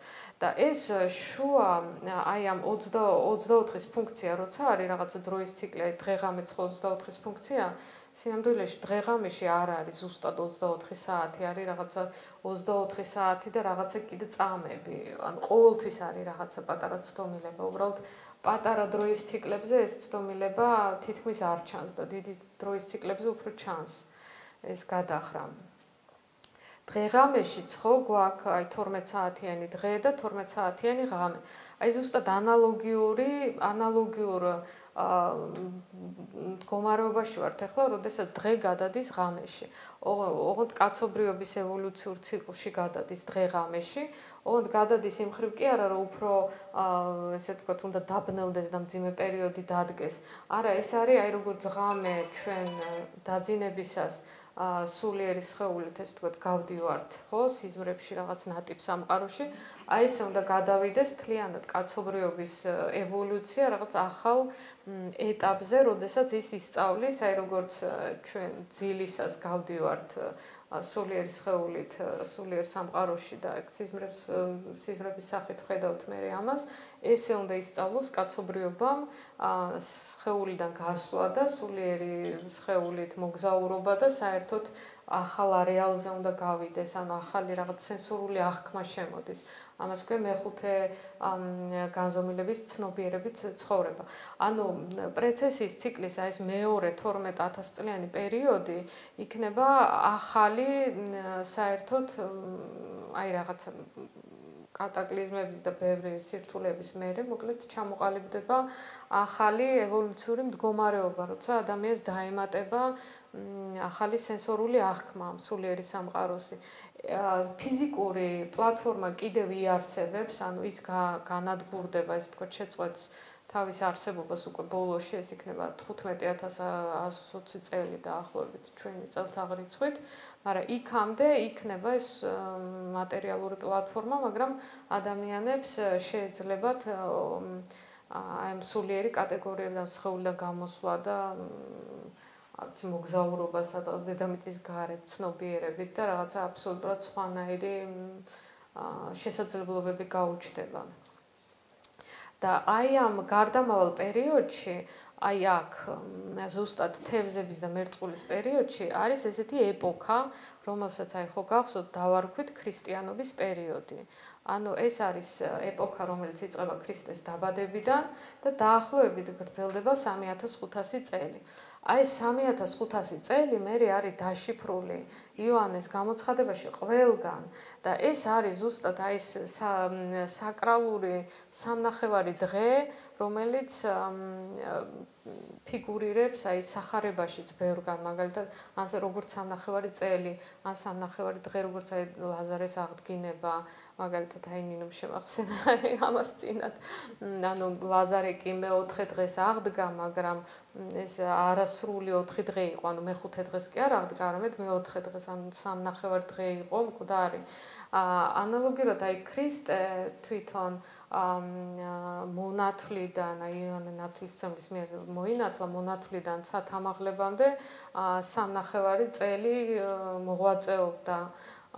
და აი ესეთივე ზუსტად სამნახევარი პერიოდი ჩვენ მოგვიწევს კაცობრიობას, ესე ვთქვათ, მოკვდომა და აღდგომა და ცათამაღლება.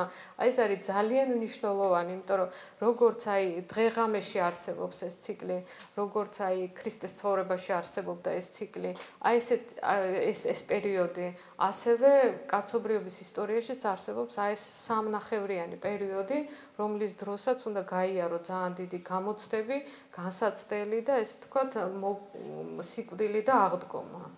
აი დაუბრუნდეთ ისევ ამ ნახატს და ეხლა უკვე ვიცით, რომ ეს არის აი ეს დიდი ტეტრამორფის ციკლი, ანუ პრეცესის ციკლი, რომლის შუაში ვიმყოფებით, ანუ გარდამავალ პერიოდში ახლა ჩვენ და ეს არის ძალიან საპასუხისმგებლო პერიოდი, იმიტომ რომ ამ დროს უნდა ჩაეყაროს საფუძველი, აი ზუსტად აი ამ მეხუთე ცნობიერების ცხოვრებას და ამ სულიერ ცოდნას, ამიტომ არის ძალიან მნიშვნელოვანი დრო, იმიტომ რომ ბნელი ძალები და ბნელი იერარქია შეეცდება ცოტა თავისი გზით წაიყვანოს კაცობრიობა, რომ არ მოხდეს აი ამ ამაღლება ადამიანების.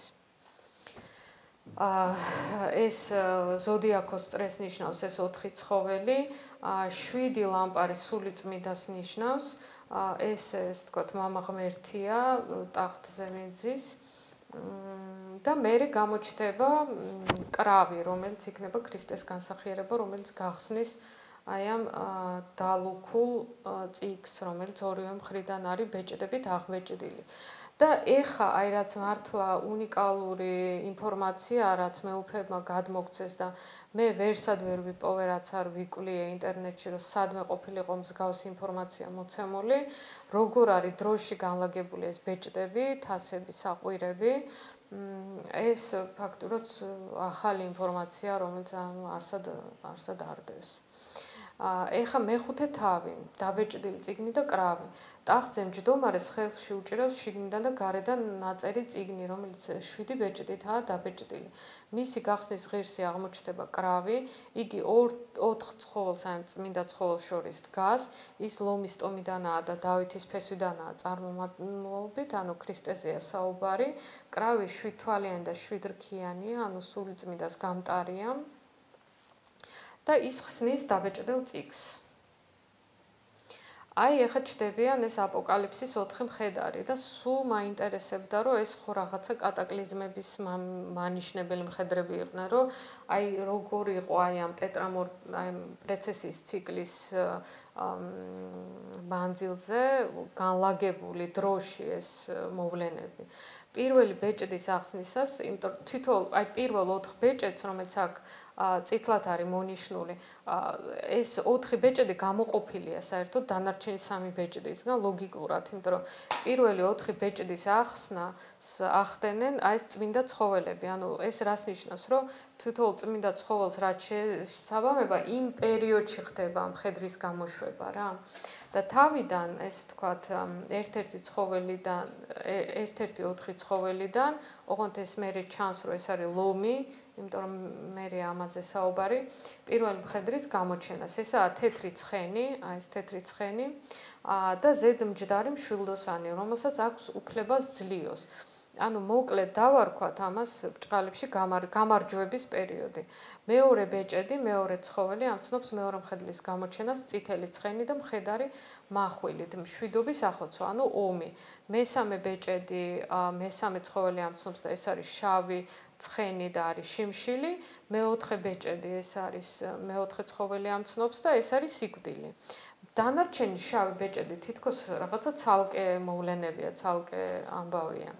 ანუ მეხუთე ბეჭედი, ეს არის უსამართლობის პერიოდი, ამ დროს ღვთის სიტყვისთვის და მოწმობისთვის კვდებიან ადამიანები და შეღაღადებენ ღმერთს და მოითხოვენ სამართალს, ანუ ღმერთო როდემდე და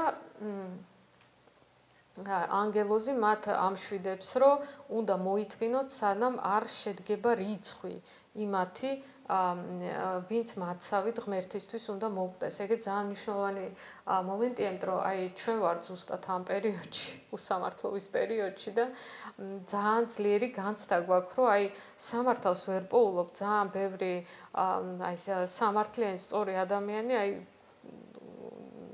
იჩაგრება, იხოცება და აი სულ მოგზდებს ეს უსამართლობის გრძნობა და აი ამ შემთხვევაში ამბობ ზუსტად ანგელოზი რომ რაღაცა რაოდენობის უნდა შედგეს რაღაც რაოდენობა რომელიც აი მიუხედავად განსაცდელისა ამ თავის სიმართლეს გაიტანს თუნდაც მოგვდება ამისთვის იმიტომ რომ აი ეს მეხუთე ბეჭდის პერიოდი არის ზუსტად ის პერიოდი როდესაც ხდება მომზადება აი ამ წმინდა სულების რომლებიც მერე მოვლენ ინკარნაციაში აი ამ ოქროს პერიოდში რა და ეს სულები ესე ვთქვათ ცეცხლით და מחვილით გამოიწრთობიან ზუსტად აი ამ პერიოდში მეხუთე ბეჭდის პერიოდში მეექვსე ბეჭდის პერიოდი არის ღვთის რისხვა, ანუ ბუნებრივი კატაკლიზმები. ამაში შევდივართ ჩვენ ახლა მე გაჩვენებთ რატო. და მეშვიდე ბეჭედი ეს არის აღსრულება. აღსრულება არის როცა იყოს ბოლო პერიოდი, რომლის მერეც დაიწყება უკვე ახალი იერუსალიმი. და ახალი იერუსალიმი როგორც არის აღწერილი, ეს არის უკვე აი როგორც იქ 12 ბჭე არის და რაღაცა იდეალური გეომეტრიული ფიგურის არის ამით მიხვდებით, რამდენად უფრო ახლოსაა ის რეალობა სულიერ სამყაროსთან, იმიტომ რომ იდეალურია ზუსტად აი ამ თავისი რიცხვებით. ცდომილება აღარ არის უკვე იქ ისეთი დიდი როგორც ჩვენთან. ეხა პროცესის ციკლის დასაწყისი, ანუ ლომის წმინდა ცხოველი, როცა გამოდის პირველი მხედარი. ეს ლომის ეპოქა დაიწყო სადღაც 12000 წლის წინ, ну 10000 წელი ჩვენ წელთაღრიცხვამდე დაახლოებით და აი სფინქსია ზუსტად ისე განლაგებული, რომ სფინქსი აი ჩვენ წელთაღრიცხვამდე 10000 წლის წინ, აი როგორც ამ სურათზეა ნაჩვენები, აი გაზაფხულობის დღეღამსწორობისა ზუსტად სფინქსი უყურებს როგორ ამ გელიაკალინ ვასხოთ ჰელიოკალური განთიადით რაც მზის ამოსვლა ხო ხდება ზუსტად ლომის თანავარსკვლავედში და არ არის შემთხვევითი ამ სფინქსის განლაგება ანუ ესეთი ფიგურების ესეთი ძეგლების სახით ეს ძველი ხალხი ცდილობდა რომ აი ეს ცოდნა რაღაცა გაუკვდავებინათ იმიტომ რომ იცოდნენ რომ ეს ცოდნა დაიკარგებოდა რომ აი ეს პერიოდი ზუსტად არის ძალიან მნიშვნელოვანი როცა ლომში იქნება ამოსვლა და მე როცა მერწყულში იქნება ამოსვლა იმიტომ რომ ეს არის დასაწყისი და ეს არის მერწყულის ეპოქა ზუსტად შუა ანუ გარდამავალი პერიოდი სწორედ მაგ დროს გამყინვარების პერიოდის დამთავრებისას სავარაუდოდ დიდი ბუნებრივი კატაკლიზმის და პლანეტარული კლიმატის შეცვლის ფონზე დაიწყო კაცობრიობის თანამედროვე ისტორია. მეცხოველეობა და შემგროვებლობა, რომელსაც ნეოლითის ადამიანები მისდევდნენ, გადაიზარდა მიწათმოქმედებაში. საკმარისმა საკვებმა და გამოთავისუფლებულმა დრომ თავის მხრივ განაპირობა ადამიანების ნახტომისებური განვითარება. პირობითად რომ თქვათ, ეს იყო პერიოდი, როდესაც კაენმა მიწათმოქმედმა მოკლა აბელი მეცხოველეობის მიმდევარი. ეს არის ფრაგმენტები მეოთხე წიგნიდან, რომელიც ჯერ არ არის გამოქვეყნებული. აქ არის განხილული ეს ივანეს აპოკალიფსის გაშიფრა. ხო, აი ეს გეობეკლი ტეპე რატოა კიდე საინტერესო აქ დავდე ამის სურათი, იმიტომ რომ ესეც ითვლება რომ მიუთითებს აი ამ 12000 წლიან პერიოდზე ამ ზოგიერთ მკვლევარის აზრით აი მაგ ასტრონომიულ თარიღს მიუთითებს და ეს არის ყველაზე ძველი ძეგლი საერთოდ და თვითონ თარიღდება მაგ პერიოდით 11000 წელი ჩვენ 11000 წლის წინ ხო 9000 წელი ჩვენ წელთაღრიცხვამდე ანუ ლომის წმინდა ცხოველის ეპოქა აი დაიწყო 12000 წლის წინ და გრძელდება სანამ გამოვა შემდეგი მხედარი ანუ სანამ დაიწყება კუროს ეპოქა პირველად იმპულსი, ანუ ლომის ასტროლოგიური იმპულსი არის ძლიერი პირველი 2160 წელი, აი ეს აი წითელი მითი პოინტერით რასაც ვაჩვენებ, მაგრამ გრძელდება მაინც აი კირჩხიბის და ტყუპების პერიოდშიც. ანუ აი ეს პროცესის ციკლის მეოთხეც, ესე ვთქვათ, ქვია ლომის წმინდა ცხოველის ეპოქა. და ამას ახასიათებს თავისი, ანუ აი რეალურად ხო კაცობრიობის აი თანამედროვე ცივილიზაციის ევოლუცია ისტორია რაც ვიცით დაიწყო ამ პერიოდიდან რა აი ამ 10000 წელი ჩვენ წელთაღრიცხვამდე როცა ეს გობეკლი ტეპე აშენდა და ნელ-ნელა აი ყველაზე მეტად უკვე გამოიკვეთა აი ამ კუროს ეპოქაში ეხლა რა არის დამახასიათებელი აქ ჯერ კიდევ მე მგონი აი ესეთი პირველყოფილი აი ცხოვრება იყო სანქრიას პერიოდი ქვია ეს პირველი, როდესაც ეს ლომის იმპულსი შემოდის, ასტროლოგიური იმპულსი აი ამ ტეტრამორფის ციკლში. ლომის ასტროლოგიური ენერგია არის ყველაზე ძლიერი. პირველი აპოკალიფსის ხედარი გამოყავს ლომს. გამოცხადების მე-6 თავში არ წერია ლომი, წერია უბრალოდ ერთ-ერთი ცხოველი, მაგრამ იქამდე, როდესაც ამ წმინდა ცხოველების ჩამოთვლა ხდება, პირველ ცხოველად დასახელებულია ლომი. იოანეს გამოცხადების მე-4 თავი, მე-7 სტროფი. ლოგიკურია, რომ ამ ხედრის მისია გაიმარჯოს, რადგან ლომის ეპოქა მზის მმართველობით მიმდინარეობს და აპოკალიფსის ხედრის ბუნებას ამ ასტროლოგიური ნიშნისთვისაა დამახასიათებელი.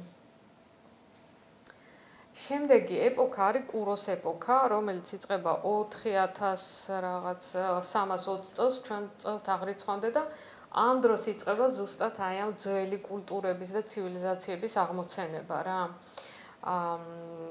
იოანეს გამოცხადების მიხედვით აი ეს ზუსტად კუროში ეს არის მინი აპოკალიფსი, ანუ როდესაც აი ეს ომის მხედარი გამოყავს რა, ანუ მთელი ეს კუროს აი ეს მე-4-დი ეხაც ვართ ჯერ კიდევ მაგაში და უკვე გადავდივართ მერწყულში, ეს არის ომების ეპოქა რა, რეალურად მართლა ესეა რა, ძველი შუმერებიდან მოყოლებული დღემდე ეს იყო კაცობრიობის ცივილიზაცია წარმოადგენდა ომების ეპოქას. იოანეს გამოცხადების მიხედვით ეპოქებს შორის გარდამავალ მინი აპოკალიფს, ანუ სანქრიას შეესაბამება მეორე მხედარი, წითელ ცხენზე მჯდომი ომის მხედარი. ამ ეპოქის იმპულსი ძლიერია პირველი 2160 წელი, ანუ სანამ უშუალოდ კუროს ზოდიაქოს პერიოდი გრძელდება. ეს არის ეპოქა, რომლიდანაც დაიწყო ძველი ცივილიზაციების განვითარება. შუამდინარეთის, ეგვიპტის, ინდოეთის, ბაბილონის, ასურეთის, ფინიკიის, ჩინეთის, ფაქტობრივად ეს არის ჩვენი ცივილიზაციის დასაწყისი. უკვე მოაზროვნე ინტელექტუალური ცივილიზაციის, რომელსაც ჩამოყალიბებული რელიგიური და კულტურული სახე აქვს. კუროს ერას განაგებს ვენერა, სავარაუდოდ მისი მხედრის ბუნება ასევე მის ასტროლოგიურ დესტრუქციულ მხარეს შეესაბამება, ისევე როგორც კუროს ეპოქა. კუროს ეპოქა არის მატერიალური კეთილდღეობის განვითარების ხანა, რომელიც მიუხედავად შემდგომი ეპოქებისა, ვერძი და თევზები მაინც თავარი განმაპირობებელია 6000 წლიან ქვე-იუგაში, ანუ აი ამ ეპოქაში. თავი მე-6 ადამიანის სახიანი წმინდა ცხოველი, რომელიც იწყებს შიმშილის პერიოდს, ანუ მერწყულის ეპოქა. თქვენი პერიოდი, ანუ მიქაელი ამბობს, ანუ გადასვლა ადამიანის წმინდა ცხოველში მერწყულის ეპოქაში, რომელიც, ზოგი თვლის, რომ ეხა უკვე დაიწყო და ზოგი თვლის, რომ 2160 წელს დაიწყება და გაგრძელდება ეს პროცესის ციკლის მე-4-დი, ანუ 8640 წლამდე, არის ძალიან მნიშვნელოვანი გარდამტეხი მომენტი. ალბათ უფრო მნიშვნელოვანიც, ვიდრე შემდგომი ეპოქები.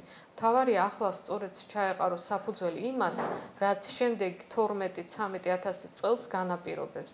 ერთობა ქრისტეს ცნობიერებაში და არა ერთობა მხეცის ცნობიერებაში. თქვენ ახლა გზად გასაყარზეთ გახართ აერჩიოთ ტექნოგენურ რობოტიზირებული ცივილიზაცია თუ სულიერი ცივილიზაცია, რომელიც ადამიანის ღვთაებრივ პოტენციალს განავითარებს და მას შემდეგ ევოლუციურ საფეხურამდე მიიყვანს. და თავი მე-6 არწივის წმინდა ცხოველი. არწივის წმინდა ცხოველი ეს არის იგივე, აი აქ კარგად არის ამ სურათზე გამოსახული, რომ არწივი მორიელი იქცევა არწივად, თუ კი მაღალ სულიერებაში ხდება ამ მორიელის თვისების გამოვლინება და არა დაბალ ვიბრაციებში. არწივი მორიელის ნიშნის უფრო მაღალი გასულიერებული იპოსტასია. ეს ეპოქა იწყება 8640 წლიდან და გრძელდება 15100 წლამდე. მე გამოდის, რომ მე-4 იუგა დაიწყება არწივის წმინდა ცხოველით, ანუ მორიელის ეპოქის დადგომით. მორიელს განაგებს მარსი და პლუტონი და ეს რაც მოვიძიე და მე-4 მხედარი იქნება სიკვდილი. მიქაელი სიკვდილი იქცევა გარდასახვად, თუ კი მორიელი იქცევა არწივად. ანუ თუ მორიელი შეძლებს თავისი იმპულსის ყველაზე მაღალ ვიბრაციებში გამოვლინებას, მაშინ მთელი ეს კაცობრიობის პროცესის ტეტრამორფის ციკლი, ანუ ევოლუციის ციკლი დასრულდება იმით, რომ ეს მატერიალური პლატფორმა ჩვენი განზომილება განატიფდება და მთლიანად კაცობრიობის ევოლუცია, ანუ ამ ციკლის ბოლოს გადავა უკვე საერთო სულიერ განზომილებაში, უკვე ფიზიკური განზომილება აღარ იქნება, ეს ფიზიკური სკოლა აღარ იქნება საჭირო. ბარემ აი ამასაც ვიტყვი, იმიტომ რომ აი ამ გარდამავალ პერიოდში არის ზუსტად ეს 3500 წელი და ისე საინტერესოდ არის დაშიფრული ამ იოანეს გამოცხადებაში, რომ აი რაც გაოცდებით რა. ესე იგი, აქ უბრალოდ ვადარებ აი ამ ლაზარეს აღდგომას, რომელიც ფაქტურად 3.5 დღის განმავლობაში იყო. ხო და პრეცესიის ღამის და დღის გასაყარზეც არის ეს 3500 და ამ 3500 წლიან პერიოდს დავარქვათ ქრისტიანობის პერიოდი, იმიტომ რომ აი ამ პერიოდზე იყო ზუსტად გაწერილი 7 ეკლესიის არსებობა ესეთი და ისეთი სახით. მე-6 თავი, ხო, მე-5, მე-6 და მე-7 ბეჭდების განლაგება დროში. ანუ ეს იყო ყველაზე რთული მომენტი ჩემთვის, იმიტომ რომ თუ კი აი ეს პირველი ბეჭედი, მეორე, აი შეხედეთ მე-3 და მე-4 განლაგებულია ამ ტეტრამორფის ციკლის გარშემო, მაშინ მე-5, მე-6 და მე-7 მეთქი სადღა. და აი სიზმარ ხილვაში, უბრალოდ სიზმარში მანახეს აი ესეთი პრიზმა სამდონიანი და ამიხსნეს რომ მე-5, მე-6, მე-7 ბეჭდები ეკუთვნის ზუსტად აი ამ 3500 წლიან ქრისტიანობის პერიოდს. ანუ აი ზუსტად აი ამ გარდამავალ კაცობრიობის ესე ვთქვათ მოგდომა აღდგომის პერიოდზე მოდის. და ესე გამოვიდა რომ რეალურად ჩვენ ვართ ახლა მეორე ანუ ომების პერიოდში გადავდივართ შიმშილის პერიოდში და ამავე დროს ვართ მე-5 ბეჭდის პერიოდში ანუ რომელიც დაიწყო თევზების ეპოქით და ეს არის უსამართლობის პერიოდი და გადავდივართ კატაკლიზმების პერიოდში.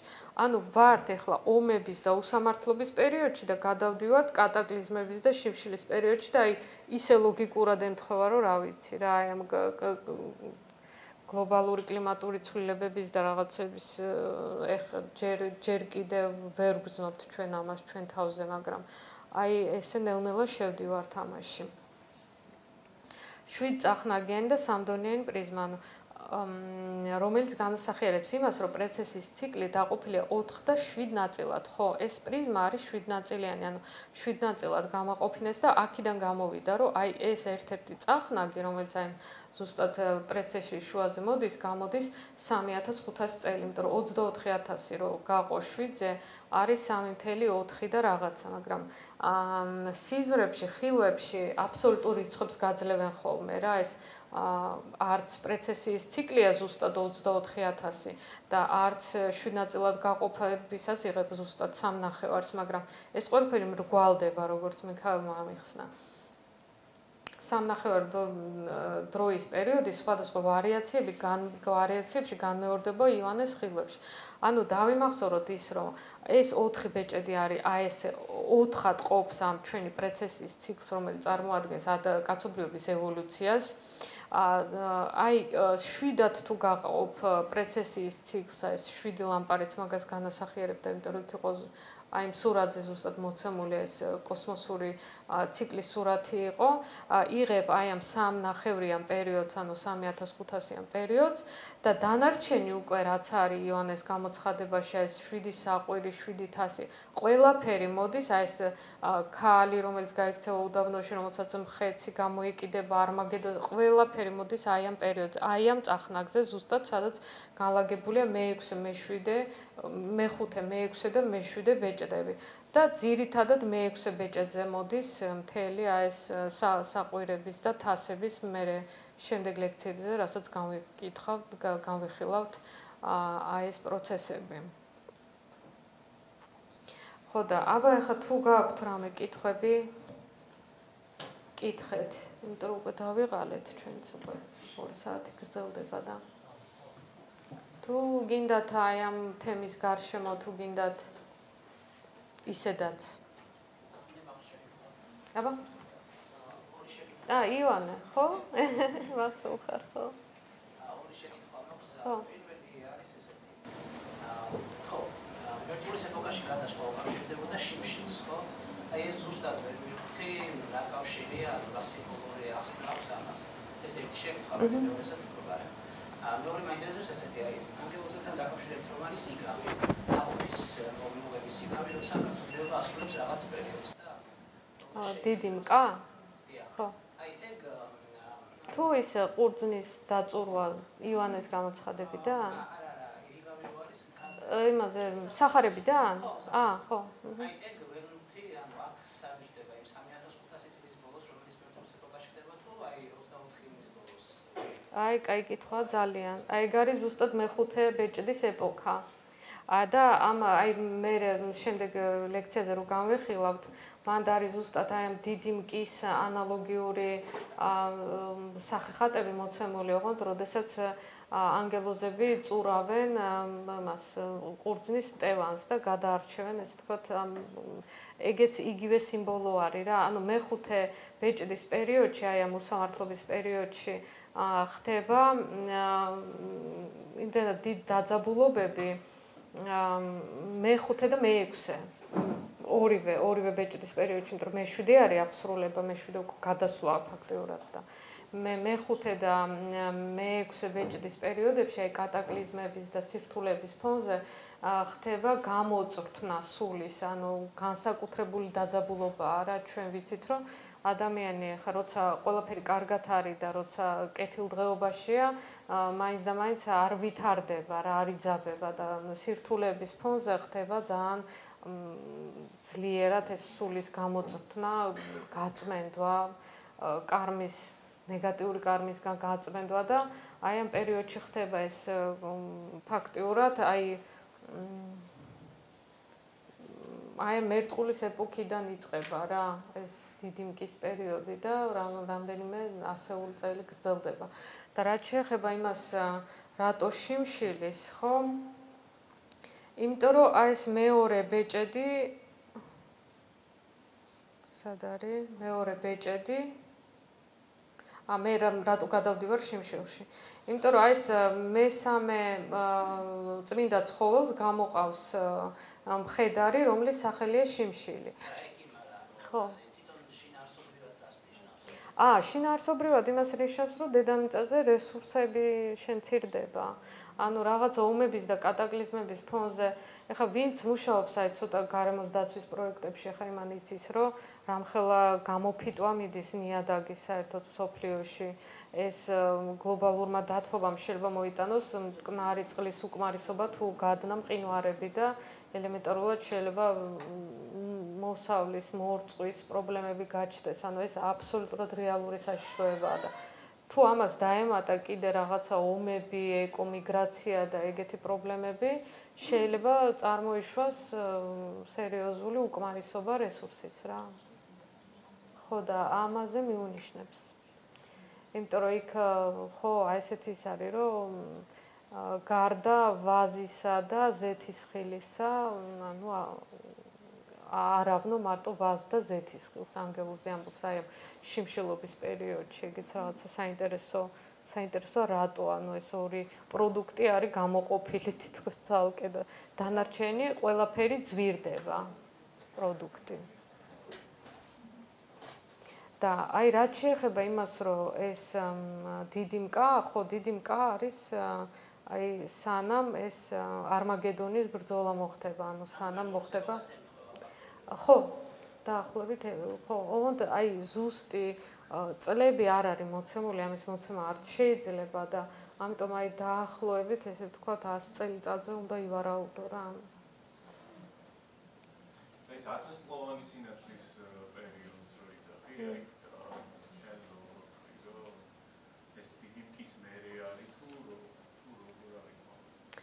ხო, მერე არის. ხო, ამაზე მე მივალთ ჩვენ, ანუ დიდი მკა.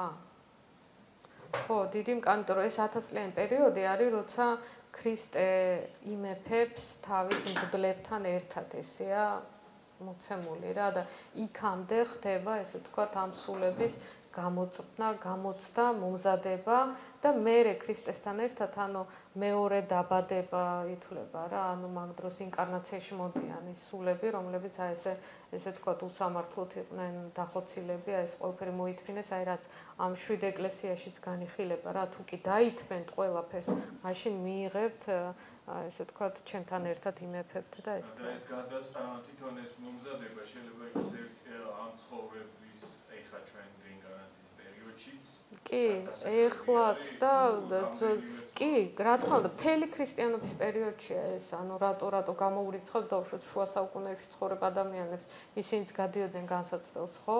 მაგრამ ეს განსაკუთრებით დაიძაბება აი ამ გარდამავალ პერიოდში რა, იმიტომ რომ პლანეტაზე დაიძაბება სიტუაცია. და დაჩქარდება ყველაფერი, თორე სულ მთელი ეს 3500 წლიანი პერიოდი განსაკუთრებით, იმიტომ რომ ეს ქრისტიან ხალხს ეხება მთელი ეს იოანეს გამოცხადება. ანუ ეგეც საინტერესო მომენტია, იმიტომ რომ მე ადრე მკითხეს, აი სხვა რელიგიის წარმომადგენლები როგორ, ხო? იმიტომ რომ აქ საუბარია კონკრეტულად ეკლესიებზე და ქრისტიანობაზე და სხვა რელიგიების წარმომადგენლები მე არანაირ დართვლი რომ აი ყველანი ესე ჯოჯოხეთში მოხვდებიან და ეგეთი რაღაც არა. იმათ ისინი თავის გზას გაივლიან ზუსტად ანალოგიურს ოღონდ თავისი რელიგიების და თავისი მეუფეების ზედამხედველობით რა.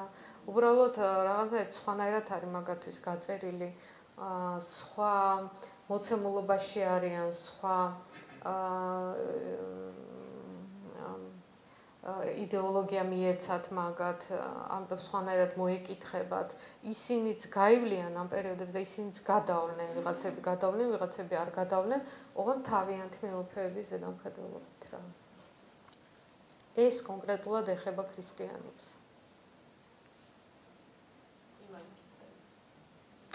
კი, გისმენთ. უბრალოდ აქ მინდა ერთი ყურადსაღება თქვა, რომ სამნახევარ წრეს აკეთებს გველი ბუნებაში და მერე კისრით კეტავს რა. ეს არის მისი იდეალური დასვენების მდგომარეობა. ხო, მაგას საინტერესოა. იოგაში ვის არის ცოტა განკვეული, ბუნდალინის ამ თაებრივ გამოღვიძების სიმბოლო გამოხატულია როგორც დახეული გველი და ეს არის სამნახევარი წრე. აი ხედა, მათემატიკაში თუ გადავალთ, ეს არის 7 π. ანუ ეს რა ქვია, ესეთი 7 ნახევარი წრე. ანუ 180 გრადუსის ნაბიჯი 7 გაკეთება. და სამნახევარი კიდე რამდენადაც მე ვიცი, ახალშობილი რო იბადება სამნახევარი წრეს აკეთებს ეს უბრალოდ და ესე იგი ჩვენ როგორც კაცობრიობა, როგორც ერთი ადამიანი უკვე მომწიფდით 9 თვეში და უკვე ვიწყებთ ასე თქვა წინასახშობია რომ ვიწყებთ რეალს რომ მე დავიკვირდით როგორც ეს. ხო. თვითონ ქრისტეს აღდგომაც ახლა თუ დაამატებ აი წამების დროსაც რეალურად სამნახევარი გამოდის აღდგომამდე. ხო და აი ესეთ პერიოდს გავდივართ რეალურად აი 3500 წლის განმავლობაში. მერე იქნება კიდევ ეს ერთი და იგივე რიცხვი დაშიფრული სხვადასხვა სახით. იქ ხან 1260 დღე, ხან 42 თვე, ყველაფერი ერთი და იგივე 42 თვე რო გაყო 12-ზე ისევ სამნახევარია. ანუ ხან სიტყვებით წერია, რომ დროის და დროის ნახევრის მერე. დროთა არის 2000 წელი, დრო 1000 წელი და დროის ნახევარი 500 წელი. ანუ ზუსტად ერთი და იგივე რიცხვია დაშიფრული. კი, ისმენთ.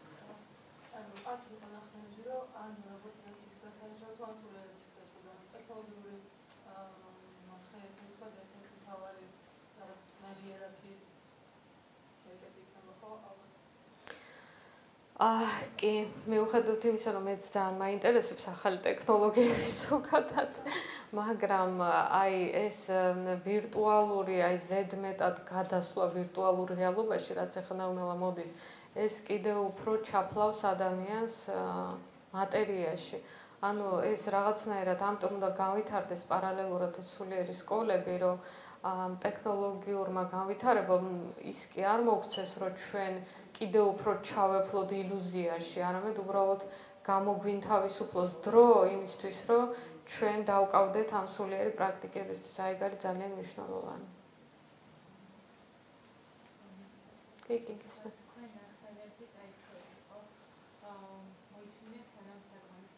რიცხვი არ შეგროვდა.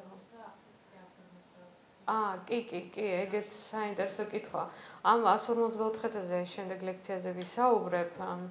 ეს 154,000 ადამიანი ეს კიდე ცალკე კატეგორია განსაკუთრებით მაღალვიბრაციული სულების, რომლებიც ღვთისშვილების კატეგორიაში გადიან, იმ მხრივ რომ აქვთ აი უშუალოდ განცდილი ღმერთთან კავშირის გამოცდილებები და მათზე მე ცალკე ვისაუბრებ, იმიტომ რომ ისინი ძალიან დიდ წვლილს შეიტანენ ადამიანების ცნობიერების გაზრდაში.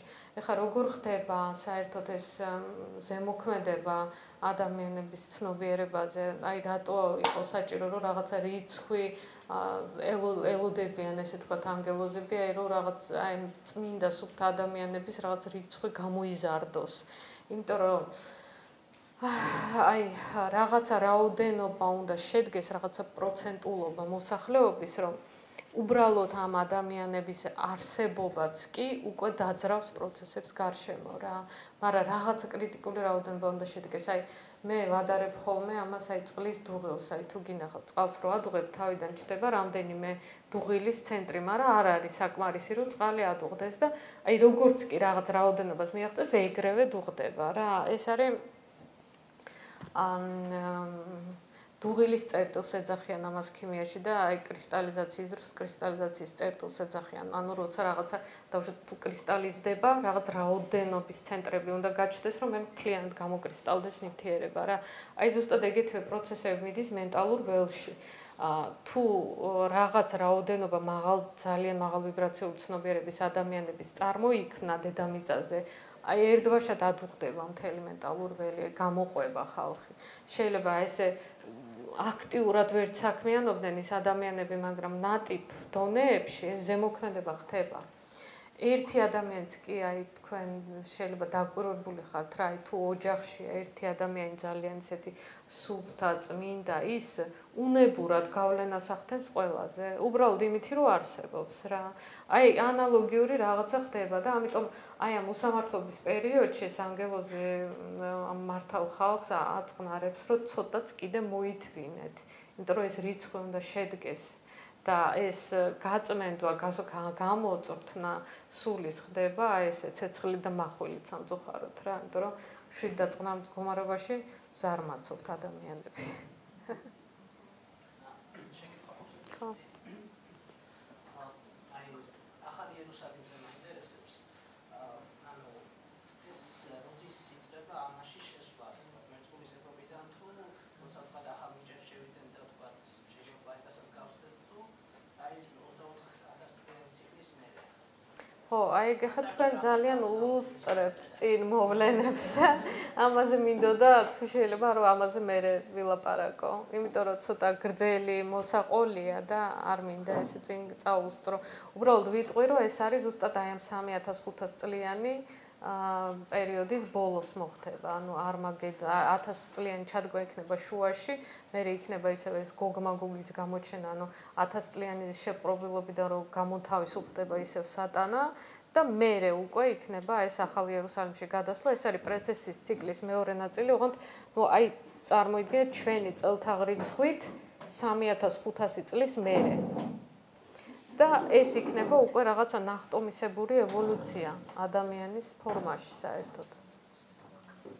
ну მე რაღაცა ესე მაქვს წარმოდგენილი, რომ ადამიანები უბრალოდ შეძლებენ აი ამ ასტრალურ მოგზაურობას, კომუნიკაციას სულიერ არსებებთან, სხვა რაღაცა პლანეტაზე გასვლას აი ამ ნატიფი სხეულებით, ამ დროს დედამიწაზეც ძალიან დაიხვეწება ყველაფერი, ან ისე ბუნებას დაუბრუნდება, რაღაც ჰარმონიას დაუბრუნდება ყველაფერი, იმიტომ რომ ეს მომხმარებლური დამოკიდებულება და ნივთების ერთ აღარ იქნება საჭირო, იმიტომ რომ როცა შენ სულით მოგზაურობ, რაღაცა ლამაზ რაღაცა ვაზებს და ავეჯს აღარ აქვს მნიშვნელობა და აი აბსოლუტურად შეიცვლება თვითონ დედამიწის იერსახეც.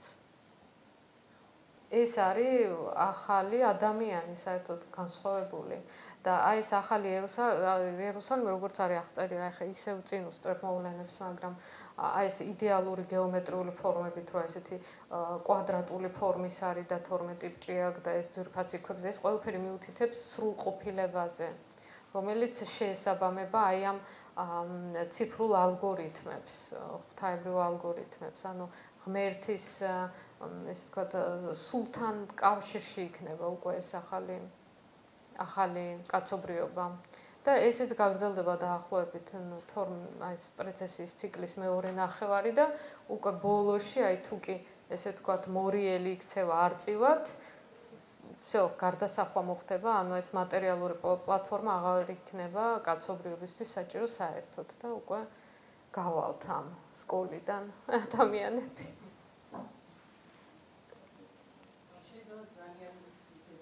კი, როგორ არა. თვითონ მიქაელის როლს თქვენებად ხარ, მე როგორც გავიცანი, სხვა ანუ არაქრისტიანულ სხვა რელიგიებშიც ხიბურებს მიქაელი ქრისტეშობამდე პერიოდებიდან და ანუ თქვენ როგორ რას როგორ ხედავ?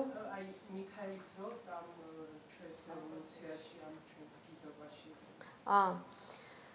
ხო, აქ ორმაგი როლი აქვს, ანუ ისედაც აი ამ პერიოდში, განსაკუთრებით აი ამ 3500 წლიან პერიოდში და ისედაც მატერიალურ სამყაროს დიდი როლი აქვს. ანუ ის არის, ესე ვთქვათ, სული წმინდას აი ამ 7 ლამპრიდან, ანუ 7 სხივიდან ერთ-ერთი სხივის გამტარი, ანუ ერთ-ერთი ტიპის ენერგიის. და მე როცა უკვე აი ახალ იერუსალიმში ესე ვთქვათ გადავაკაცობრიებო და უკვე შეძლებს სულიერ არსებებთან ღიად კონტაქტს, მე სრულად გაიხსნება ეს როლი როგორია. მაგრამ აი ჯერჯერობით ხა ქრისტეს დონის მეუფე არ არის, უფრო დაბალი რანგის მეუფეა, მაგრამ განსაკუთრებით აი კავკასიისთვის და საქართველოსთვის დიდი როლი აქვს ეხლანდელ პერიოდში. ამაზე მესამე წიგნში მიწერია, რომ აქ იყო ეს პრომეთეს სინათლის იმპულსი დანერგილი ადრე ჯერ კიდევ, რომელიც აი ცეცხლოვანი იერარქიის სიმბოლოა, ესე ვთქვათ და რაღაც პლანეტასაც აქვს თავისი ენერგოსხეულები და თავისი ესე ვთქვათ ჩაკრები და ერთ-ერთი ჩაკრა ესე ვთქვათ კავკასიაში განლაგებული, მოკლედ ჩვენ დაკავშირებული ვართ მიქაელთან ბევრი რაღაცით და ეს ჩვენი ეს მიდრეკილება ეს წმინდა გიორგის არქეტიპისკენ, წმინდა გიორგიც მიქაელის ავატარული ფორმაა, ესე ვთქვათ რა, ანუ გველეშაპთან მებრძოლი რაინდი, ეს არის მიქაელის ენერგია ზოგადად, ანუ ქაოსთან ბრძოლის არქეტიპია და ბნელ ძალებთან ბრძოლის არქეტიპი, ანუ ჩვენ ეპოქაში მიქაელის ერთ-ერთი მისია არის, ესე ვთქვათ, დაცვის. ძალიან დიდი მადლობა, მაგრამ მე ჩემთვის ძალიან ის არის ეს მამოტივირებელი, როცა ჩემი წიგნებისგან დახმარებას იღებენ სულიერს. ძალიან დიდი მადლობა.